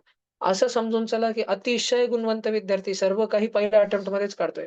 सप्टेंबर महिन्यात फाउंडेशन त्यांनी दिला. पुढच्या वर्षीच्या सप्टेंबरमध्ये तो ग्रुप देणार अथवा नोव्हेंबरमध्ये तो ग्रुप देणार. ग्रुप ए आणि ग्रुप बी. अतिशय हुशार. ए आणि बी दोन्ही ग्रुप काढून टाकले. मग ग्रुप ए आणि बी काढले. मग त्यांनी आर्टिकलशिपचा अभ्यास सुरू केला. आर्टिकलशिप केली. 2 वर्ष एका ऑफिसमध्ये एका प्रतिष्ठित खाली काम केलं. आणि मग 4थ्या-5व्या वर्षी जेव्हा हे विद्यार्थी डिग्री घेऊन बाहेर पडून गेलेत, जॉबला लागून गेलेत, तो विद्यार्थी तेव्हा जाऊन फायनल देतोय. सीए फायनल दिल्यावरती त्याला बिग फोर नावाची कंपनी तिथं काम करायचं आहे. मॅक्सिमम पॅकेज, मी म्हणतो मॅक्सिमम पॅकेज त्या कंपनी बिग फोर म्हणजे कंपनीचं नाव नाही. 4 अतिशय मोठ्या कंपनी जसे एक EY आहे, एक Deloitte आहे, एक Accenture आहे. अशा 4 फार मोठ्या कंपनी या क्षेत्रामध्ये सीएच्या क्षेत्रामध्ये जे पूर्ण भारत शासनाचं जे अकाउंटिंग बघतात, शिक्षण विभागाचं जे अकाउंटिंग बघतात, राज्य शासनाचं बजेट निघतो त्याचं अकाउंटिंग बघतात. तर तिथं मॅक्सिमम पॅकेज महिन्याचा ₹1,00,000 असतो. इथं जर तुम्ही इंजिनिअरिंग वगैरे करून निघाल किंवा मेडिकल एम-बी-बी-एसमध्ये मी तुम्हाला कधी जशी हकीकतच आहे 5.5व्या वर्षी तुम्हाला स्टायपेंड सुरू होतो. एकदा एम-बी-बी-एस तुमचं सुरू झालं आणि मग पुढचा एम-डीचा अभ्यास तुम्ही सुरू जरी केला, तर तुमचा स्टायपेंड सहज ₹30,000 ₹40,000 महिने गव्हर्नमेंट कॉलेजमध्ये सुरू होऊन जातो. अगोदरच तुम्हाला शिक्षणाचा खर्च गव्हर्नमेंट कॉलेजमध्ये जर असाल 5.5 वर्ष मुलींना तर निशुल्कच पकडा तुम्ही राहणं-खाणं सगळं काही मिळून आणि मुलांना खूप तर खूप ₹1,00,000 शिक्षा येतो. शिक्षणाचा खर्च येतो, राहणं-खाणं वगैरे सगळं इन्क्लुडिंग. जर गव्हर्नमेंट मेडिकल एम-बी-बी-एसमध्ये असले तर. देन बिग 4मध्ये महिन्याचं ₹1,00,000 लागतं, तर वर्षाचं समजा 12,00,000 आणि तुमचं जे-ई आणि नीटचा जो पिअर होता, जो तुमचाच मित्र होता, मैत्रीण होती, ती जे-ई नीटमध्ये गेला आणि यशस्वी होऊन दाखवलं. तो सध्या महिन्याचे 4,00,000 5,00,000 कमवतोय. जर का फक्त पैशालाच पॅरामीटर घेतलं तर. बऱ्याच जणांची सक्सेसची डेफिनिशन वेगळी असते. आज तुमच्या आई-वडिलांचे स्वप्न आहेत, की तुम्ही फार यशस्वी व्हावं. 10 वर्षानंतर त्यांची इच्छा इतकीच असेल, की आपला मुलगा, आपली मुलगी आपल्या जवळ असावी. त्यांची हीच इच्छा असेल. मुलगी तर शेवटी जाणार, पण मुलाबाबतीत तर हीच इच्छा असते त्यांची 10-15 वर्षानंतर, की बाबा याने सगळं आता घराजवळच बघावं. एक तर संभाजीनगरला राहावं, नाहीतर नाशिक, नाहीतर पुण्याजवळ राहावा. लगे बंगलोर आणि दिल्ली आणि फॉरेनलाच चाललं तसं नकोय. पर्मनंट तिकडंच चाललं असं नकोय. हे मी तुम्हाला हकीकत सांगतो. 10-15 वर्षात त्यांची मानसिकता बदलून जाईल हळू-हळू. तर एक पैशाचा एक मापदंड आहे. एक आहे, की तुम्ही ओव्हरऑल कसं थोडं ठीक आहे ना, किती लागतोय? तर ओव्हरऑल तुम्ही इम्पॅक्टफुल किती आहात? जर तुम्ही काही असं पोझिशनमध्ये आहात, की तुम्ही डायरेक्ट पी-एम-ओमध्ये काहीतरी सायंटिफिक एडवायझर आहात किंवा राज्य शिक्षण विभागामध्ये किंवा राज्य मंत्रिमंडळामध्ये तुम्ही सेक्रेटरी पदावरती आहात. बिना UPSC qualified only because of your B.Tech end M.Tech end educational qualification. Without UPSC सुद्धा सेक्रेटरी लेव्हल अपॉइंट होतात लोकं. त्यानं तुम्ही एखादे मोठे फार उद्योगपती झालात, फार मोठे बिझनेसमॅन झालात, तसं तुम्ही ते सगळं पॉलिसी वगैरे शेप करू शकतात. जर तुम्ही त्या दर्जावर असाल, तर आई-वडील पण तुम्हाला सुटकाच देतील, की "बाबा जाओ बेटा जी लो अपनी ज़िंदगी, वैसे ही बहुत बड़ा कर रहे हो और बड़ा करो." पण नसला जर साधा-सुधा जॉब असेल, तर त्यांची मानसिकता असेल, "मग आमच्या जवळ राहा." तर अगोदर करतानाच विद्यार्थ्यांना इतकं मोठं करा, की आई-वडिलांना पण वाटेल, की ठीक आहे याने इतकं सही करून दाखवलं, ह्याला पण नाही, नाही म्हणू. ह्याला करू देऊ. ह्याला जेही काही करायचं ते आपण ह्याला करू देऊ. ठीक आहे. This is all I will tell. मग 28 डिसेंबरला ही परीक्षा बघा मग आपली 11 जानेवारीला मुंबईचा इंटरव्ह्यू आहे. 18 जानेवारीला काही ना काही परीक्षा येऊनच जाणार. 18 जानेवारीला एम-प्रकाश पुण्याची परीक्षा आहे. आई-वडिलांनो ही एम-प्रकाश ज्यांना आय-आय-टीचा लई फॅड आहे ना विद्यार्थ्यांना ह्यांच्यामधून, मेरे को आय-आय-टीच करना, मेरे को आय-आय-टीच करना. ही एम-प्रकाशची परीक्षा द्यायला लावा. ही एकच परीक्षा आहे ज्याला ₹500 फीस असते. परीक्षा एकदा द्यायला लावा. बीडला असेल परीक्षा. पुण्यालाही होती, बीडलाही होती. आपल्याला बीड जवळ पडते. मी सोबत जाणार आहे विद्यार्थ्यांच्या. तर ₹500 ची परीक्षा ह्यांना द्यायला लावा. ते 8,000-10,000 हजाराचं काही तेव्हापर्यंत काउन्सिलिंग वगैरे शक्यतो. ज्यांना आय-आय-टीचा फॅड आहे, ज्या विद्यार्थ्यांचं क्लिअर आहे, मम्मी-पप्पा मला आय-आय-टी करायचं नाही. ते लागल्यास त्या पालकांनी करियर काउन्सिलिंगकडे वळावं, ते सुरू करावं. पण ज्यांचं फॅड आहे, हे एकदाच ना परीक्षा द्यायला लावायची. 150 मार्काची परीक्षा आहे आणि परीक्षावाले फक्त दरवर्षी अगोदरच डिक्लेअर करून ठेवतात, की 60 मार्क आणून दाखवा फक्त. 40% मार्क आणून दाखवा आमच्या पेपरमध्ये. जर का तुमचा विद्यार्थी इतका मार्क आणतो, तर पुण्याला पाठवायचंच अशी आवश्यकता नाही. तिथं निवड झाली म्हणून पाठवायचंच अशी आवश्यकता नाही. तुम्हाला इतकी खात्री होऊन जाईल, की आपला विद्यार्थी संभाजीनगरला राहून सुद्धा आय-आय-टी काढू शकतो. आणि जर मग नारायणा मुंबईला पण सिलेक्शन होत असेल आणि एम-प्रकाशमध्ये पण झालं, तर मग का नाही मुंबईला पाठवावं? एम-प्रकाशमुळे एक सर्टिफिकेट सही शिक्का आपल्याला स्टॅम्प मिळून गेला, की हा आपला विद्यार्थी ही परीक्षा काढणारच आहे. त्यांनी परीक्षाच अशी बनवलेली आहे. आणि मग मुंबईला जर सिलेक्शन होत असेल फार कमी खर्चामध्ये, आज भूमी मुत्ता तिथे 16,000 मध्ये शिकते. तिला हॉस्टेल आणि मेस याची फीस फक्त काहीतरी ₹60,000 वार्षिक 2 वर्षांची काहीतरी something amount that much amount आहे. आणि वार्षिक तिला 16,000 आणि 16,000 ₹32,000 ₹1,00,000 ती तिथं मुंबईला शिकते आणि रँक घेऊन येणार आहे वापस. दॅट काइंड ऑफ म्हणजे तुमचं शाळेचं म्हणा, माझी ट्युशनची फीस म्हणा, तुम्ही आणि ह्यांचे दिवाळीचे कपडे म्हणा, शोक-पाणी म्हणा ते वर्षभराचं. तुम्ही वर्षभरात ज्यांचं जितकं हे काही यांच्यासाठी करतात, ती मुंबईला असून 2 वर्षात त्यामध्ये सगळं कमीमध्ये करून रँक आणून दाखवते. इतकं काही मध्ये त्या सिस्टममध्ये आहे. तर एम-प्रकाशची परीक्षा नक्की ज्यांना जे-ईचं फॅड आहे त्या विद्यार्थ्यांनी द्यावी. ज्यांचं क्लिअर आहे की नीट करायचंय किंवा अदर फील्ड वगैरे सीए करायचंय, आर्ट्स करायचंय, त्यांनी ह्या परीक्षेला जावं नाही. एम-प्रकाशच्या परीक्षेच्या मॅथमुळे पण फिजिक्समुळे पण एक समजतं, की विद्यार्थी सीए करू शकेल की नाही. फिजिक्स आणि मॅथच्या मार्कांमुळे. म्हणजे 150 मार्काच्या पेपरमध्ये 50 फिजिक्सचे असतात, भौतिकशास्त्र, 50 रसायनशास्त्र असतात आणि 50 गणिताचे असतात. तर तुमच्या मुलीला जर 100 मार्काचा त्यांनी रसायनशास्त्र सोडून टाका. 10वीच्या अभ्यासक्रमाचा पेपर आहे बरं का, काही 11वी-12वी नाही. फक्त काठिण्य पातळी कठीण आहे. जर तुमचा विद्यार्थी जर त्याला तो म्हणतो, "मम्मी मेरे को सीए बनने का, पापा मेरे को कॉमर्स करने का." मी तुम्हाला इतकंच सांगेल, एम प्रकाशची ही परीक्षा द्यायला लावा. तुमच्या विद्यार्थ्याला 150 मधून मिनिमम मी तुम्हाला आकडेवारी सांगतो 40 जर पडत असतील, तर त्याला म्हणा, की "ठीक आहे बेटा, तू सीए वगैरे कर." 40च्या खाली प्लीज सीएच्या भानगडीत लागू नका. मी 4 वर्षात क्लासरूममध्ये कितीतरी पालकांचं म्हणजे सीए काय असतं, एक एक्सक्यूज असतं, की "हमारा बच्चा सायन्स मैथ उतना नहीं करेगा तो सीए." अरे सीए सोपं नाही बाबा. फार कॉम्पिटिशन आहे. फार जास्त कॉम्पिटिशन आहे.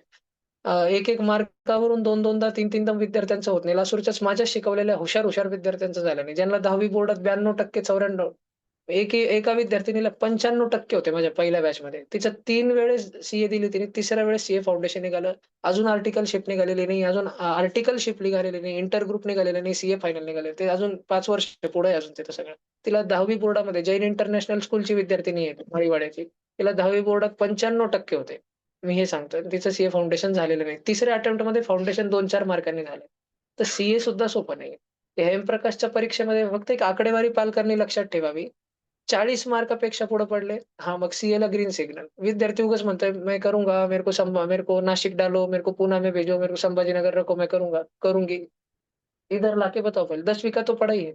10वीं की पढ़ाई में तो 150 में से 40 नंबर लाके बताओ, तो हरी झंडी देंगे।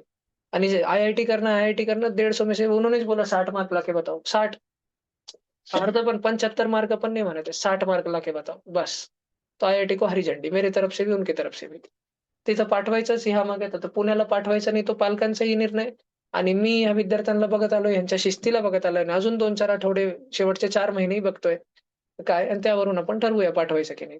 ही 18 जानेवारीला झाली. मग पुन्हा 25 जानेवारीला कुठली ना कुठली परीक्षा असणार. 25 जानेवारीनंतर 1 फेब्रुवारीला परीक्षा असणार. 8 फेब्रुवारीला परीक्षा असणार आणि 25 जानेवारीपर्यंत मी स्पष्ट सर्व विद्यार्थ्यांना, सर्व पालकांना विशेष सांगतोय, 10वी बोर्डाच्या मागे तुम्ही लागूच नका. 10वी बोर्डाच्या म्हणजे मला मला हे धास्ती पालकांची समजती, की भैय्या विद्यार्थी फेल होऊन जाईल. अहो, मी 5 वर्षांपासून शिकवतोय. बोर्डाचा अभ्यास इतका सोपा असतो. जे एक 40 वर्षात, 50 वर्षात अगोदर Gaikwad classes, Bansod classes, Chate classes हे जे इतके मोठे चालले आहेत ना, एक मार्केटिंगमुळे एक फोमो निर्माण केला जातो. फिअर ऑफ मिसिंग आउट, की बाबा तुमचा पाल्य हे नाही करत असेल, तर तुम्ही लय बंड. तुमचा पाल्य हे नाही करत असेल म्हणजे ह्या 10 निर्माण केला गेलेला आहे. 10वी बोर्डाचा अभ्यास बोर्डाच्या आठवड्याभर अगोदर 10 दिवस अगोदर जरी सुरू केला, तर विद्यार्थ्यात क्षमता असेल ना, तो 80-85% 10 दिवसा अगोदर सुरू करून आणून घेईल. आणि आपण 25 जानेवारीला ती एक एंट्रन्स एक्झाम शेवटची झाली, की 26 जानेवारी गणतंत्र दिवसपासून मी अशा कसोटीने अभ्यास घेणार आहे 10वी बोर्डाचा. मग परीक्षा यांची 15-17 फेब्रुवारीला सुरू होणार. मी असं कसून काढतो 20 दिवसात. सकाळी मी स्वतः शिकवत असतो. सायन्स, मॅथच काय मी एस-एस-टी विषय शिकवतो. इंग्लिश, हिंदी, मराठीचे मी 5-5 पेपर सोडवून घेतो. जिसामध्ये म्युझिक ऑप्शनल आहे त्याचं करून घेतो. चार्टेमध्ये आयटी ऑप्शनल आहे त्याचं करून घेतो. स्टेट बोर्डचे जे विद्यार्थी त्याचं करून घेतो. पालकांनो, तुम्ही 25 जानेवारीपर्यंत विद्यार्थ्यांना 10वीचं दडपण देऊ नका. अनलेस अंटिल ते ह्या इकडच्या संकल्प भैय्याच्या परीक्षेला बसवतात त्यातही फार कमी मार्क आहे. जर इकडच्या आता उद्या होणार आहे कोर्टाची परीक्षा, त्याचा लगेच 25 तारखेला नाताळच्या दिवस रिझल्ट आहे. सोमवारी परीक्षा होती त्याची लगेच शनिवारी रिझल्ट आहे. जर भैय्याकडच्या ज्या परीक्षा मोठ्या-मोठ्या परीक्षा आहे किंवा साधारण संभाजीनगरच्या परीक्षा आहे, त्यात पण मार्क येत नसतील, तर मग विद्यार्थ्याला टोमणी मारा. मी स्वतःच सांगत असतो, "बेटा तू बोर्ड का कर." मी प्रत्येक विद्यार्थी वेगळा आहे. पण एक मोठा-मोठा मी सरासरी सांगतो. तुम्ही जर आत्तापासून दिवसाचे 4-4, 5-5, 6-6 तास तू का कोणी-कोणी पालक असतात, "तू बाहेरचं पण कर, तू हे पण कर." अहो, फार वेगळं आहे. हे एकदमच वेगळं आणि ते एकदमच वेगळं आहे. ठीक आहे. हे सोबत नाही होऊ शकत. पण हो, जे विद्यार्थी असे असतात, मला समजलेले 3-4 विद्यार्थी, की नहीं बाबा इनसे इधर का इतना नहीं होगा आणि बेटा अगर फिर तुम्हारी शायद से ना, तुम्हारा जैसा मेरे को ट्रैक दिख रहा है, तुम आर्ट्स की फील्ड लेंगे आणि आर्ट्स में कॉलेज का एडमिशन लेना पड़ता, Fergusson College Pune, Mumbai University, इधर 10वीं की टक्केवारी लगती, फिर 92%, 93%, 94% लगते. तो फिर उसका अभ्यास चालू रखो. असे विद्यार्थ्यांना मी पर्सनली वन टू वन सांगत असतो, कारण प्रत्येक विद्यार्थी वेगळा आहे आणि जसा विद्यार्थी आहे, मला त्याची फार ओळख आहे. बरीच ओळख आहे. सगळी नाही तर बरीच ओळख आहे.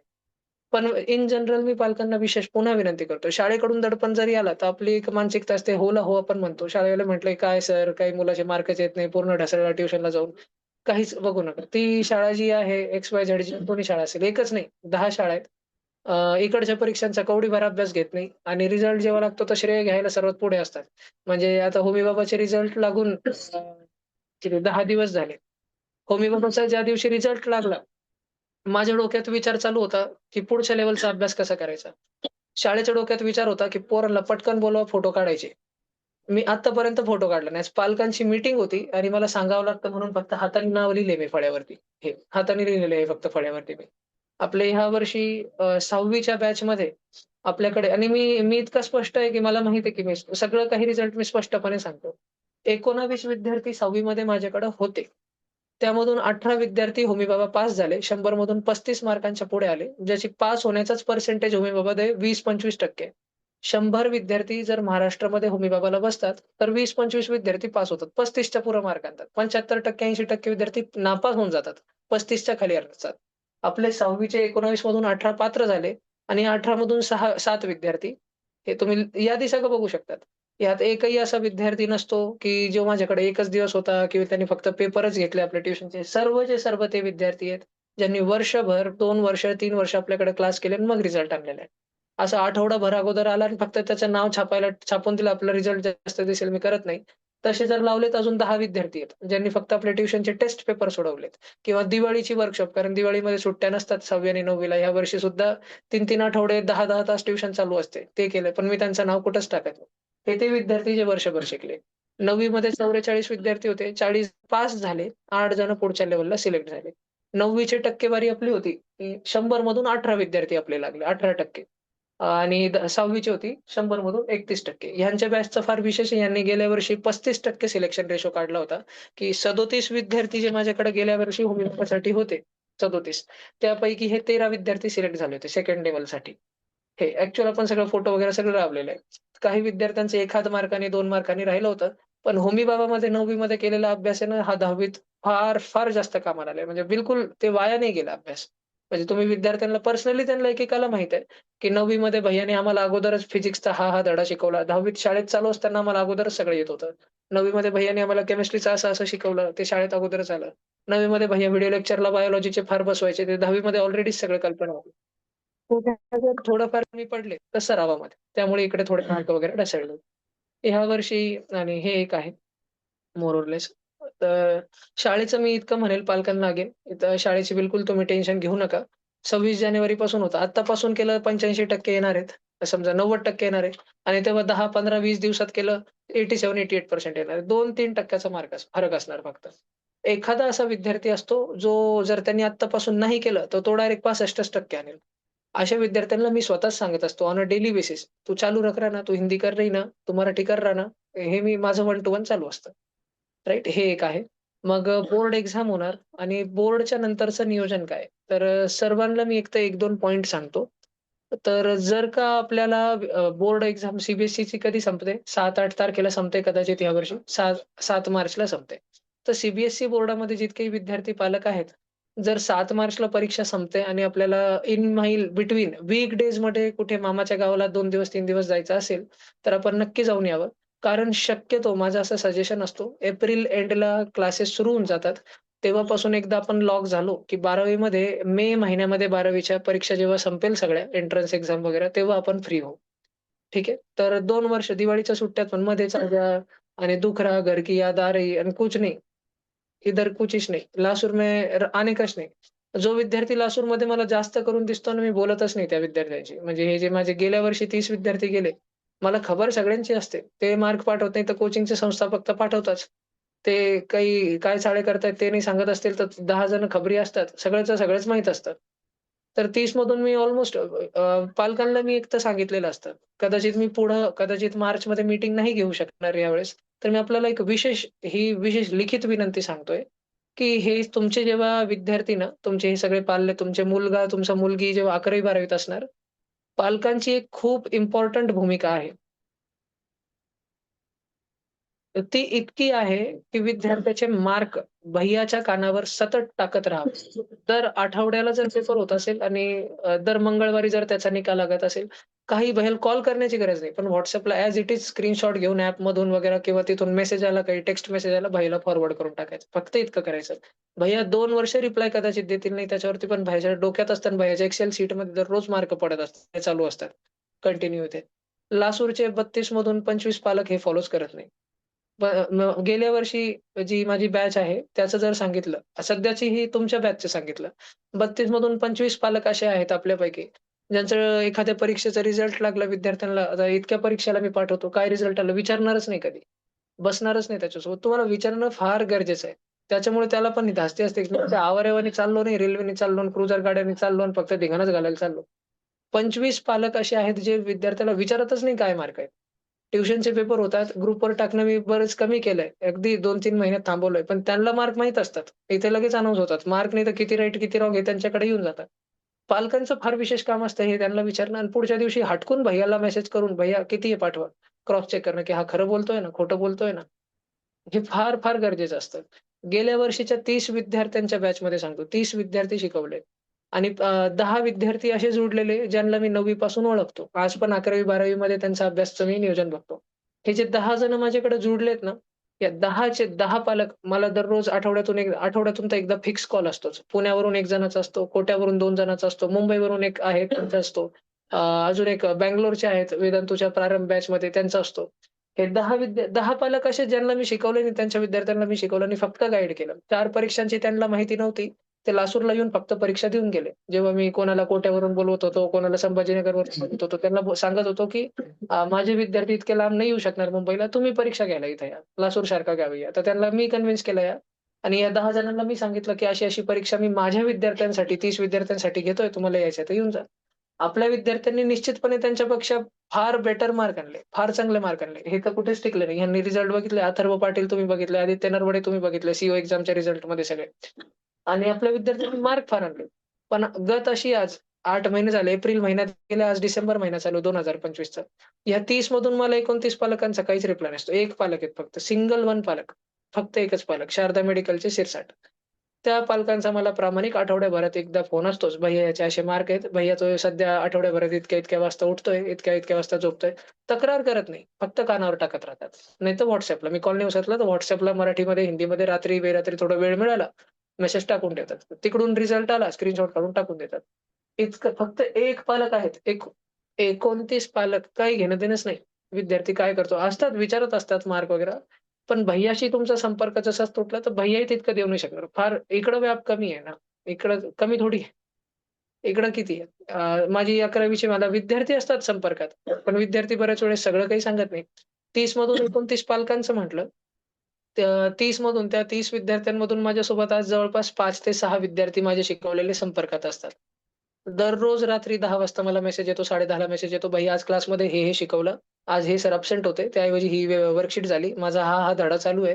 भैय्या मला हा धडा ह्या विषयाचा हार्ड चाललाय. मला ह्याच्यावर काहीतरी पाठवा." दररोजचा मेसेज असतो मला. बऱ्याच वेळेस व्हिडिओ वगैरे काही लागत नाही किंवा अशी असतात, "भैय्या माझा हा धडा फार पक्का झाला. मला अजून 100 प्रश्न पाठवा." निम्मे 5 ते 6 विद्यार्थी 30 मधून. बाकीचे जे बाय डिफॉल्ट रिझल्ट येणार नाहीयेत. जे करतात त्यांचा येतो. एकही अशी विद्यार्थिनी नाही म्हणजे अन्वी मुंदडा पुण्याची दररोज मेसेज असणार. सोहम लड्डा, एम प्रकाश पुण्याला दररोज मेसेज असणार. हर्षित मेश्राम आहे दररोज मेसेज असणार. सम्यक शिरसाट, यशवर्धन कोठाले त्यांच्याकडे फोन नाही. तर त्यांचा आठवड्यातून मला फोन येणारच येणार. येणारच येणार कंपल्सरी. निधी अजमेराचा दररोज मेसेज असणार. भूमी मुथाचा दररोज मेसेज असणार. आर्यन सोनवणे तर संभाजीनगरलाच शिकतोय. त्याचा दररोज मला मेसेज असणार. अजून मी एखाद्याचं नाव चुकत असेल आणि असे विद्यार्थी सांगतो हे इतर 10 यांचे थोडे नाव घेतो. अथर्व पाटील जयपूरला शिकतोय, दररोज मेसेज असणार. आदित्य नरवडे 3Sला शिकतोय, दररोज मेसेज असणार. मिष्टी समदरियासोबत एक दुसरी विद्यार्थिनी आहे साकारला. मिष्टी तर माझ्याकडे शिकली. 4 वर्ष, 5 वर्ष शिकली. ती मला ना साकारचे तिचे रिझल्ट पाठवत नाही. तिच्यापेक्षा मागे जी तिची दुसरी मैत्रीण आहे शरयू नावाची, ती मला सगळं काही पाठवते, की "भैय्या माझा सेकंड रँक आला." मिष्टीचा फर्स्ट होता. तीच सांगते, "मिष्टीचा फर्स्ट होता." मिष्टी पुढे आहे. पण मला इव्हेंच्युअली माहिती आहे 1.5 वर्षात ती ढसळणार आणि ही विद्यार्थिनी पुढे येणार. मग ईश्वरी मालेगावकर म्हणून एक आय-कॅडला विद्यार्थिनी आहे. जय सोमानी म्हणून डी-एफ-सीला एक विद्यार्थी आहे. हे सगळे सुहान गोसावी त्याला मी प्रेमाने असंच ओमी म्हणत असतो सुहानला.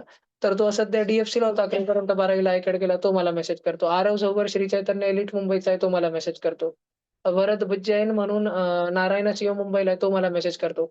11वी मध्ये कोट्याचे 4 ते 5 विद्यार्थी. ते कार्नाव तोतला म्हणून आहे आता मोशनच्या स्टार बॅचला. तो मला मेसेज करतो. हे 10 जण. परके रोज मेसेज करतात. परक्यांचे पालक सुद्धा दर आठवड्याला फोन करतात. जे होते 30 मधून 29 पालकांचा कधी कॉल नाही, काहीच नाही सगळं. त्यांना म्हणजे असं वाटतं, की भैय्या फीसपुरती होते. फीस दिली भैय्याचं होतं आणि बाकी भैय्याला काय 10वी झाल्यात, भैय्याला काय घेणं-देणं आहे. अहो, मी जर 5 वर्ष लासूरला थांबलो जेव्हा की 10 ठिकाणून होते ऑफर, तर मला 10वीच्या निकालवर माझा फोकसच नव्हता. माझा 11वी-12वीत हे काय आणून देणार मला? त्याच्यावरच माझा तो स्वार्थ होता माझा, की 11वी-12वीत मला 12वीत काय आणून देणार? 12वीची थोडी मी पाटीवारी जाहिरात लावतोय, पण मला खरंच चांगलं वाटतं. मला चांगलं वाटावं माझा स्वार्थ आहे मला चांगलं वाटावं, मला समाधान असावं, की मी जे करू नाही शकलो, माझा इगो आहे की मी जे करू नाही शकलो, माझी मुलं करून दाखवतील. पण विद्यार्थी हे इतके पालक जर तुटून गेले, पालकांचंच लक्ष नाही आणि तितके विद्यार्थी जर तुटून गेले, निम्मे 5 जण 6 जण मेसेज करतात. हो, जे होते 5-5 वर्ष शिकले ते. तर ही गत असते. फॉर्मॅलिटीसाठी कदाचित ह्यांच्या 30 मधून 32 मधून 15 जण करतील. हे आज हा भाषण ऐकतायत सरळ तोंडावरच सांगतोय सगळं म्हणून. आणि कदाचित एक फॉर्मॅलिटी म्हणून आपल्यापैकी 8-10 पालक करणार. पण फॉर्मॅलिटी म्हणून पण कराल ना, फॉर्मॅलिटी म्हणून पण जर कराल ना, तरी सुद्धा म्हणजे ट्रॅक नाही सुटू देणार मी. जर विद्यार्थ्याचे मार्क ढासळतायत, 1 पेपरला लगेच नाही बोलत मी. 2 पेपर, 3 पेपर, 4 पेपर. मग माझा कॉल जातो त्याला. मग अचानकच सरप्राईज चक्कर होते त्याच्या क्लासला. तो क्लासमध्ये असतो तेव्हा त्याच्या तिन्ही शिक्षकांशी बसून मी बोलतो. हे सगळं काही होतं. पण जे पालक पाठवत नाही त्यांच्यासाठी मी पण मग तो एफर्ट टाकू शकत नाही. जे पालक टाकतायत, ज्यांना म्हणजे लासूर स्टेशन सारख्या ठिकाणी असून जर आपण 6वी-7वी मध्ये निर्णय घेतला, की बाबा नळेमध्ये किंवा पवार सरांकडे अमुक-तमुक फीस आहे, भैय्याकडे 2,000-4,000 जास्त आहे. आपण त्या मानसिकतेत गुंतला नाही, की बाबा ठीक आहे 4,000 जास्त जाऊ दे, पण 4 गोष्टी जास्त शिकायला मिळतायत. जर तुम्ही इतका पाऊल उचलला, तर 2 वर्ष अजून द्या ना. ते पण बसून सांगतो इतकंच करायचंय. तुम्हाला अभ्यास शिकवायचा नाहीये. पण तो रडत-रडत किंवा ती रडत-रडत कॉलवर म्हणते, "मम्मी फिजिक्स सगळं डोक्यावरूनच जातंय, काही समजतच नाही." आणि बाहेर नको सांगू तू. पण बाहेर तुम्ही सांगा ना बाबा. हे तुमचं कामच आहे. विषय अभ्यासाविषयी. अभ्यासासंबंधित मला सगळं काही सांगा. इतकंच काम आहे पालकांचं. राइट. ही पालकांची भूमिका मी लिहून दाखवली आणि 10 मिनिटं दिले. कारण मी ही आकडेवारी सांगितली फक्त. काही असं पी प्रेझेंटेशन बनवून नाही दाखवत आहे तुम्हाला. हकीकत सांगतोय लासूरची.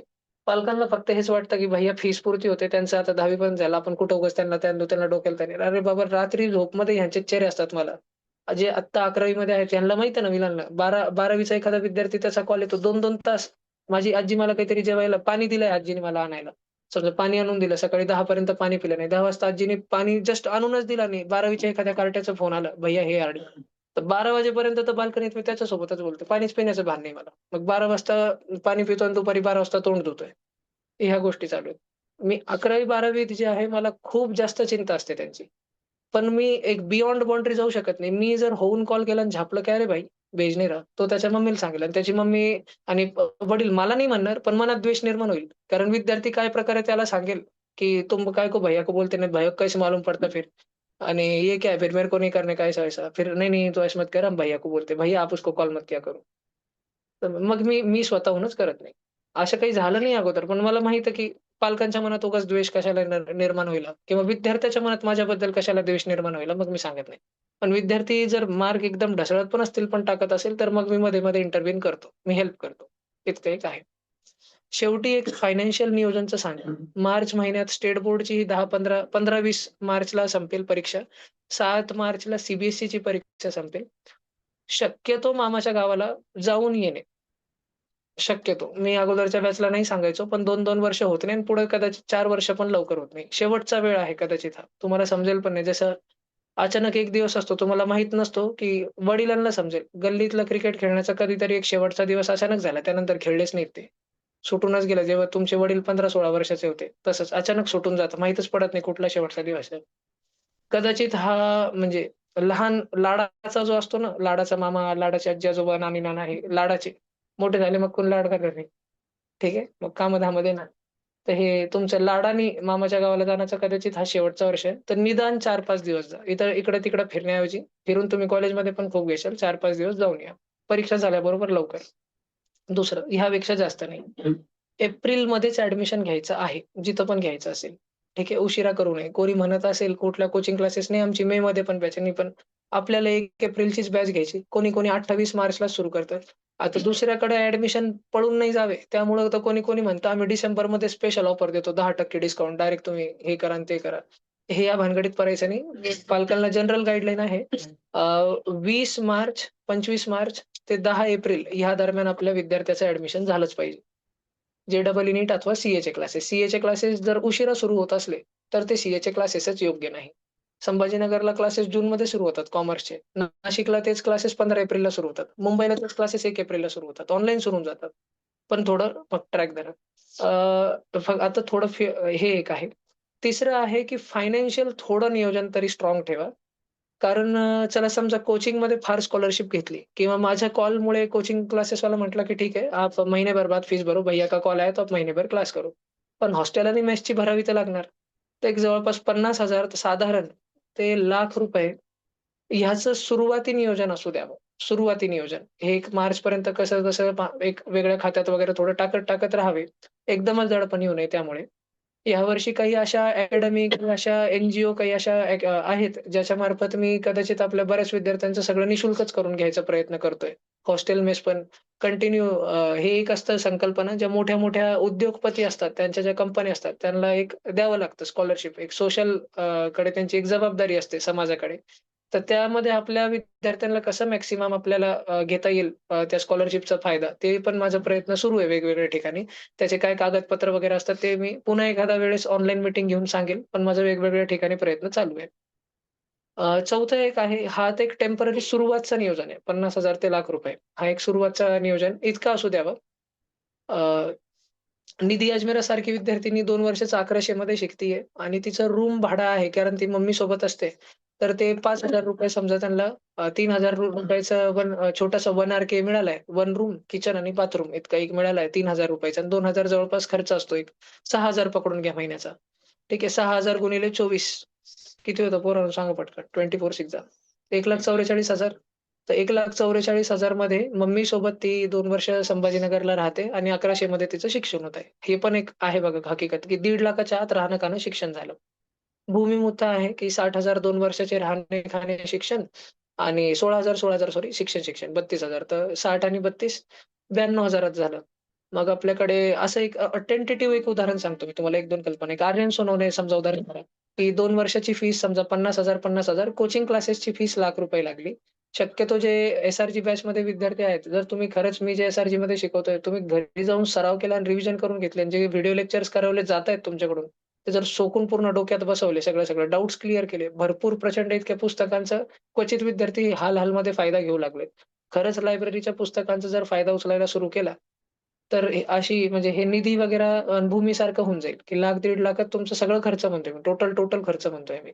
ठीक आहे. यशवर्धन आणि सम्यकचं म्हटलं, तर 50,000 आणि 50,000 11वी-12वीची फीस आहे आणि त्यांना हॉस्टेलची फीस असते ₹12,000 महिना. एकदम पॉश हॉस्टेल घेतलंय. कोट्यामध्ये ₹4,000 पण हॉस्टेल मेसचे मिळतात आणि 12,000, 15,000, 20,000चा पण मिळतो. त्यांनी तसे थोडं फार जास्तच बेटर क्वालिटीचा घेतलाय. तर ₹12,000 महिना गुणिले 24 महिने 2,88,000 जवळपास आणि येणं-जाणं 3,00,000 पकडा. 3,00,000 आणि 4,00,000चा कोट्याचा खर्च आहे. आणि आता तुम्हाला अशी संधी आणून दिली मी उद्या आणि परवा मोशन आणि गुरुकुल फिजिक्सवाला आणि नंतर पण येणार आहेत 1-2 अजून येणार आहेत, की तुम्ही पूर्ण झिरोमध्ये शिकू शकता. झिरो. राहणं, खाणं आणि शिक्षण तिन्ही पण झिरो. ठीक आहे. किंवा फार मिनिमल 50,000त राहणं-खाणं शिक्षण झालं, ₹1,00,000 राहणं-खाणं शिक्षण झालं आणि स्टार बॅचमधून झालं आणि अशा एकदम दिग्गज शिक्षकांकडून झालं.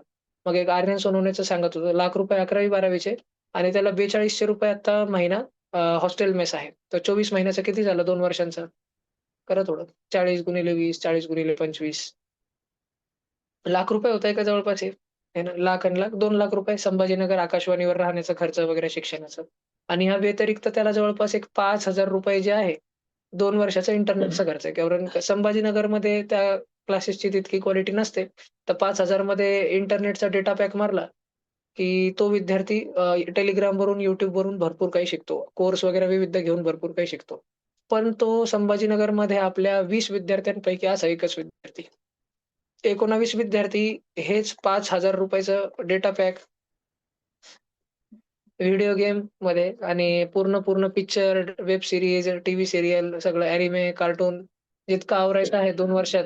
मम्मी-पप्पाचं टेन्शन नसतो. डायरेक्ट घरी ते मधी मम्मीचा कॉल आला, "मम्मी फोन ठेव, अभ्यास चालू आहे." ठीक आहे. आणि व्यवस्थितपणे एकदम 20-20 तास दिवसाचा फोकसमध्ये संपतंय सगळं काही. तर तो एकच विद्यार्थी आहे. म्हणून शक्यतो स्मार्टफोनची आदत सोडून टाकावी. जे काही लेक्चर करायचे 10वीत आवरून जावं शक्यतो. सम्यक शिरसाट आणि यशवर्धन इतक्या लांब असून फोन वापरत नाही. भूमिमुत्ता स्मार्टफोन असून दिवसभर स्क्रीन टाईमचे स्क्रीनशॉट मागवत असतो मी तिच्याकडून. तर 10 मिनिटं, 20 मिनिटं बघते फोन फक्त. ते पण टाईम वगैरे चेक करते किंवा टाईम पण फिक्स आहे. बघतच नाही फोन कधीच. 10 मिनिटं स्क्रीन टाईम आहे तिचा दिवसाचा 10 मिनिटं. ठीक आहे. आर्यन सोनवणेचा स्क्रीन टाईम दिवसाचा 10 तास असेल, पण मध्ये गेलो की काहीच YouTube नाही, काहीच नाही. फक्त Telegram आणि लेक्चर दिसतात फक्त सगळेच्या सगळे. हे एक आहे.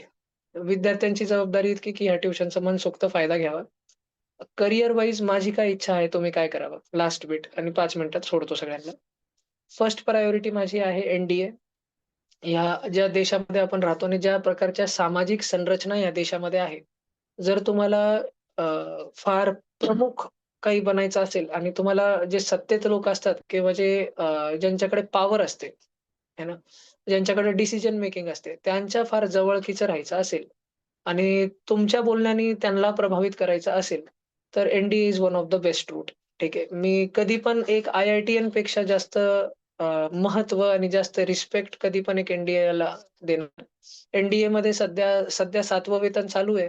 तर 4 वर्षाची जेव्हा तुम्हाला डिग्री मिळते, त्यानंतर ₹1,50,000 महिना हा वेतन तुमचा सुरू होतो. ₹18,00,000 वर्षाचं वेतन सुरू होतं. एन-डी-एमध्ये जाण्यासाठी रूट इतका आहे, की 10वी मध्ये तुमची एस-पी-आयची परीक्षा होणार. काही शारीरिक वगैरे काही नाही.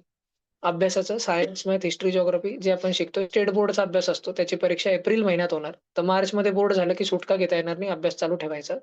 एस-पी-आयला नंबर लागला, की मध्ये ते सगळं काही करून घेतात. फक्त एक गोष्ट एस-पी-आय अगोदर करायची. एस-पी-आयचा तर अभ्यास करायचा. पण माझ्याकडे असताना 11वी-12वीचं गणित आवरून टाकायचं. स्टेट बोर्ड लेव्हलचा की होईना, एन-सी-आर-टी लेव्हल की होईना आणि चांगलं आर-डी शर्मा वगैरे लेव्हलचं ते इतकं करून टाकायचं. 2 वर्ष एस-पी-आयला राहायचं. तुम्हाला पूर्ण घडवतात. तुमची बॉडी जेव्हा तुम्ही येशाल दिवाळीच्या सुट्टींमध्ये, मुलींसाठी पण नाशिकला एस-पी-आय आहे. कारण गर्ल्स कॅन्डिडेट एन-डी-ए म्हणजे सैनिक नाही, एन-डी-ए म्हणजे मिलिटरी ऑफिसर, आर्मी ऑफिसर.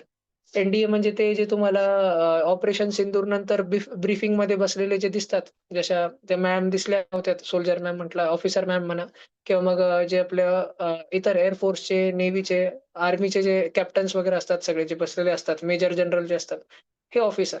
सैनिक वेगळ्या भूमिकात असतो. ऑफिसरला निर्देश द्यावा लागतो, की सैनिकांनी कसं काय लढावं आणि कुठला काय ताबीज करावा. ठीक आहे. ऑफिसरचं काम असतं, की मोठ्या-मोठ्या डिफेन्स डील्स वगैरे साइन करणं, डी-आर-डी-ओचं संचालित करणं, इस्रो संचालित करणं, हे सगळं काही. दिल्लीमध्ये प्रमुख भूमिका असते. दिल्ली, बंगलोर, मुंबई इथं याची प्रमुख भूमिका असते. ऑफिसमध्ये बसल्याच काम असतो. फील्ड ॲक्टिव्हिटी सुरू-सुरूला असते. 2-4 वर्ष नंतर कमीच असते. आणि 10वी एस-पी-आय मग नंतर 12वी एन-डी-एची परीक्षा असणार.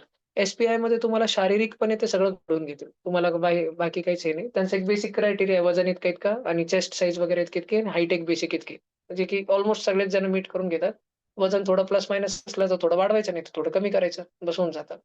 सेकंड प्रायोरिटी आहे की तुम्ही आय-आय-टी-एन, एन-आय-टी-एन किंवा ट्रिपल आय-टी-एन किंवा असं म्हणेल मी टेक्नॉलॉजीच्या फील्डमध्ये राहा.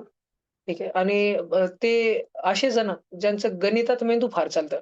पण शारीरिक आई-वडिलांना नाही माहिती आहे, की आपलं लेकरू नाही करू शकणार. शारीरिक प्रमाणे म्हणजे घोडं चालवायचं म्हटलं तर नाही चालू शकणार. फुटबॉल लई 4-5 तास खेळायचं म्हटलं तर नाही करू शकणार. त्यांनी एन-डी-ए नाही करावं. त्यांनी आय-आय-टी-एन, एन-आय-टी-एन जर मेंदू असेल, गणिताचं टेक करावं. गणित एकदम भैय्याची जी अपेक्षा आहे त्या लेव्हलचं गणित नाहीये. पण शाळेच्या इतर विद्यार्थ्यांच्या तुलनेमध्ये तर फार जास्त गणित आहे. फार जास्त गणित आहे आणि इंग्लिश वगैरे चांगली कमांड आहे. तर मग सी-ए, सी-एफ-एकडे कॉमर्स फील्डकडे वळावं. गणितच कच्चं असेल, प्रमुख म्हणतो, की गणितच जर कच्चं असेल आणि थोडं शांत राहणारा, शांत स्वभावाचा, शांत चित्त असलेला विद्यार्थी आहे. तापट स्वभाव नाही. तापट स्वभाव नाही, तर नीट डॉक्टरकडे जावं. आणि गणित सो-सो आहे. लँग्वेज भाषेची कमांड चांगली, शाळेचे मार्क फार येतात आणि प्रभावी थोडा आहे बोलण्या वगैरेमध्ये. ठीक आहे. कधी पण घरी पाहुणे वगैरे आले तरी चांगल्याने बोलेल. असं दुमळेपणे नाही बोलेल एकदम, आहे ना. खांदे वाकतील नाही. चांगलं व्यवस्थित बोलेल. तर डेफिनिटली आय विल सजेस्ट की लॉयरकडे जावं. क्लॅट फील्डमध्ये जावं. मी तुमचे लवकरच सेशन घेणार आहे. मुंबई हायकोर्टला एक मॅडम कादंबरी म्हणून जज आहेत. त्यांच्या विद्यार्थ्याला 6वीचं त्यांचं आता नातू आहे. त्याला मी गाईड करत असतो. त्या तुमचं सेशन घेणार आहेत. त्यांनी बरेच क्लॅटचे टॉपर वगैरे काढलेले आहेत, ऑल इंडिया रँक वगैरे. तर क्लॅटचा अभ्यास कसा करावा लवकरच Zoom मीटिंग घेणार आहेत त्या. डिफेन्स लॉयर व्हावं, क्रिमिनल लॉयर व्हावं. ठीक आहे. ही एक आहे. आणि नॉनदलेस यू-आय, यू-एक्स डिझायनिंग जी असते, ठीक आहे. डिझायनिंग वगैरे, फॅशन डिझायनिंग आणि आर्किटेक्चर, नाटा इंटिरियर ह्याच्याकडं मी शक्यतो कमी काळ देईन सध्याला. कारण जो आता एआयचं युग आहे त्यामध्ये मानवाची गरज कमी असणार आहे त्यामध्ये पुढे. तर त्यामुळे मग जर शिकायचं असेल तर टेक शिकावं, टेक्नॉलॉजी शिकावं. असं असेल मोठा-मोठा. ठीक आहे. माझं फर्स्ट प्रायोरिटी एन-डी-ए आहे. सगळ्यांकडून नाही होणार, पण ज्यांना वाटतं, की हां, शारीरिक आपण आहोत, आई-वडिलांनाही वाटतं त्यांनी 100% एन-डी-एकडे मुलांना प्रवृत्त करावं. 20 वर्षानंतर, 25 वर्षानंतर तुमचा विद्यार्थी कॅबिनेट आणि ह्याच्यामध्ये फार वरच्या लेव्हलला असेल, फार जास्त वरच्या लेव्हलला असेल. तुम्हालाही गर्व असेल आणि एन-डी ऑफिसर म्हणून जगताना जीवनच्या अखेरमध्ये फार एक समाधान असतो, की जीवन मतलब जीना चाहिए था ऐसा जिया. लाईफ जीनी चाहिए थी ऐसी जी. तर डेफिनिटली. पण जे थोडे दुबळे-पतले आहेत, का नाही होऊ शकत. मग टेक्नॉलॉजीमध्ये जा आणि मोठे उद्योगपती व्हा. पहिले कंपनीत काम करा, पैसे कमवा, भरपूर पैशाचा साठा झाला, कॅपिटल लावून, इन्व्हेस्ट करून उद्योग सुरू करा. दुबळे-पत्रे फक्त स्टार्टअपमध्ये डोकं खाली करून 9 ते 5 ची नोकरी नाही करायची. उद्योगपती व्हायचं मोठं. बऱ्याच जणांना रोजगार पण द्यायचा आणि भारताला पुढे घेऊन जायचं, देशाला पुढे घेऊन जायचं. देशाला पुढे घेऊन जाण्यासाठी बरंच काही मी तुम्हाला सांगितलंय. बाहेर पण जावं लागलं, शिकावं पण लागलं, पण शेवटी यायचं. माता आणि जन्मभूमी यांचे दोघांचे ऋण कधी फिटतच नसतात. ठीक आहे. जननी आणि जन्मभूमी यांचे दोघांचे. तर शेवटपर्यंत जीवनाच्या अखेरच्या श्वासपर्यंत प्रयत्न करत राहावा, की यांचे ऋण आपण फेडू शकू का? फेडू शकू का? फेडत नसतात, पण प्रयत्न करत राहावा. आपण अजून काय करू शकतो देशासाठी आणि आई-वडिलांसाठी. ठीक आहे. आणि बाकी सी-यू-सी-एफ-ए नीट असा आहे. तापट स्वभाव नसेल तर नीट आणि तापट स्वभाव असेल थोडा, तर मग लॉयर. तडक-फडक लागतो तिकडं बघता वगैरे. बाकी सगळं मी सांगत असतो विद्यार्थ्यांना. आजचा हा आपण सेशन संपवूया. बाकी एक तर आकलन टेस्ट करावं, नाही तर अजून महिनाभर आपण थोडं थांबा. 1-2 पेपर अजून यांचे होऊ द्या जानेवारी महिना वगैरेत किंवा 1 टू 1 माझ्याकडे यायला 15-20 मिनिटं, 15-20 मिनिटं येत जा, बोलत जा किंवा येणं शक्य नसेल, तर मला सांगा, "भैय्या तुमचा क्लास झाल्यावर एक Zoom मीटिंग करून घेऊ." की आम्ही पण बसू दोघं, आई-वडील आणि मुलालाही बसवू बाजूला आणि असं रात्री 1 टू 1 बोलू आपण. तर एक-एकशी बोलणं माझं रोजचं चालू असेल. थोडं-थोडं आयडिया डिस्कशन होत राहील, चर्चा होत राहील. ठीक आहे?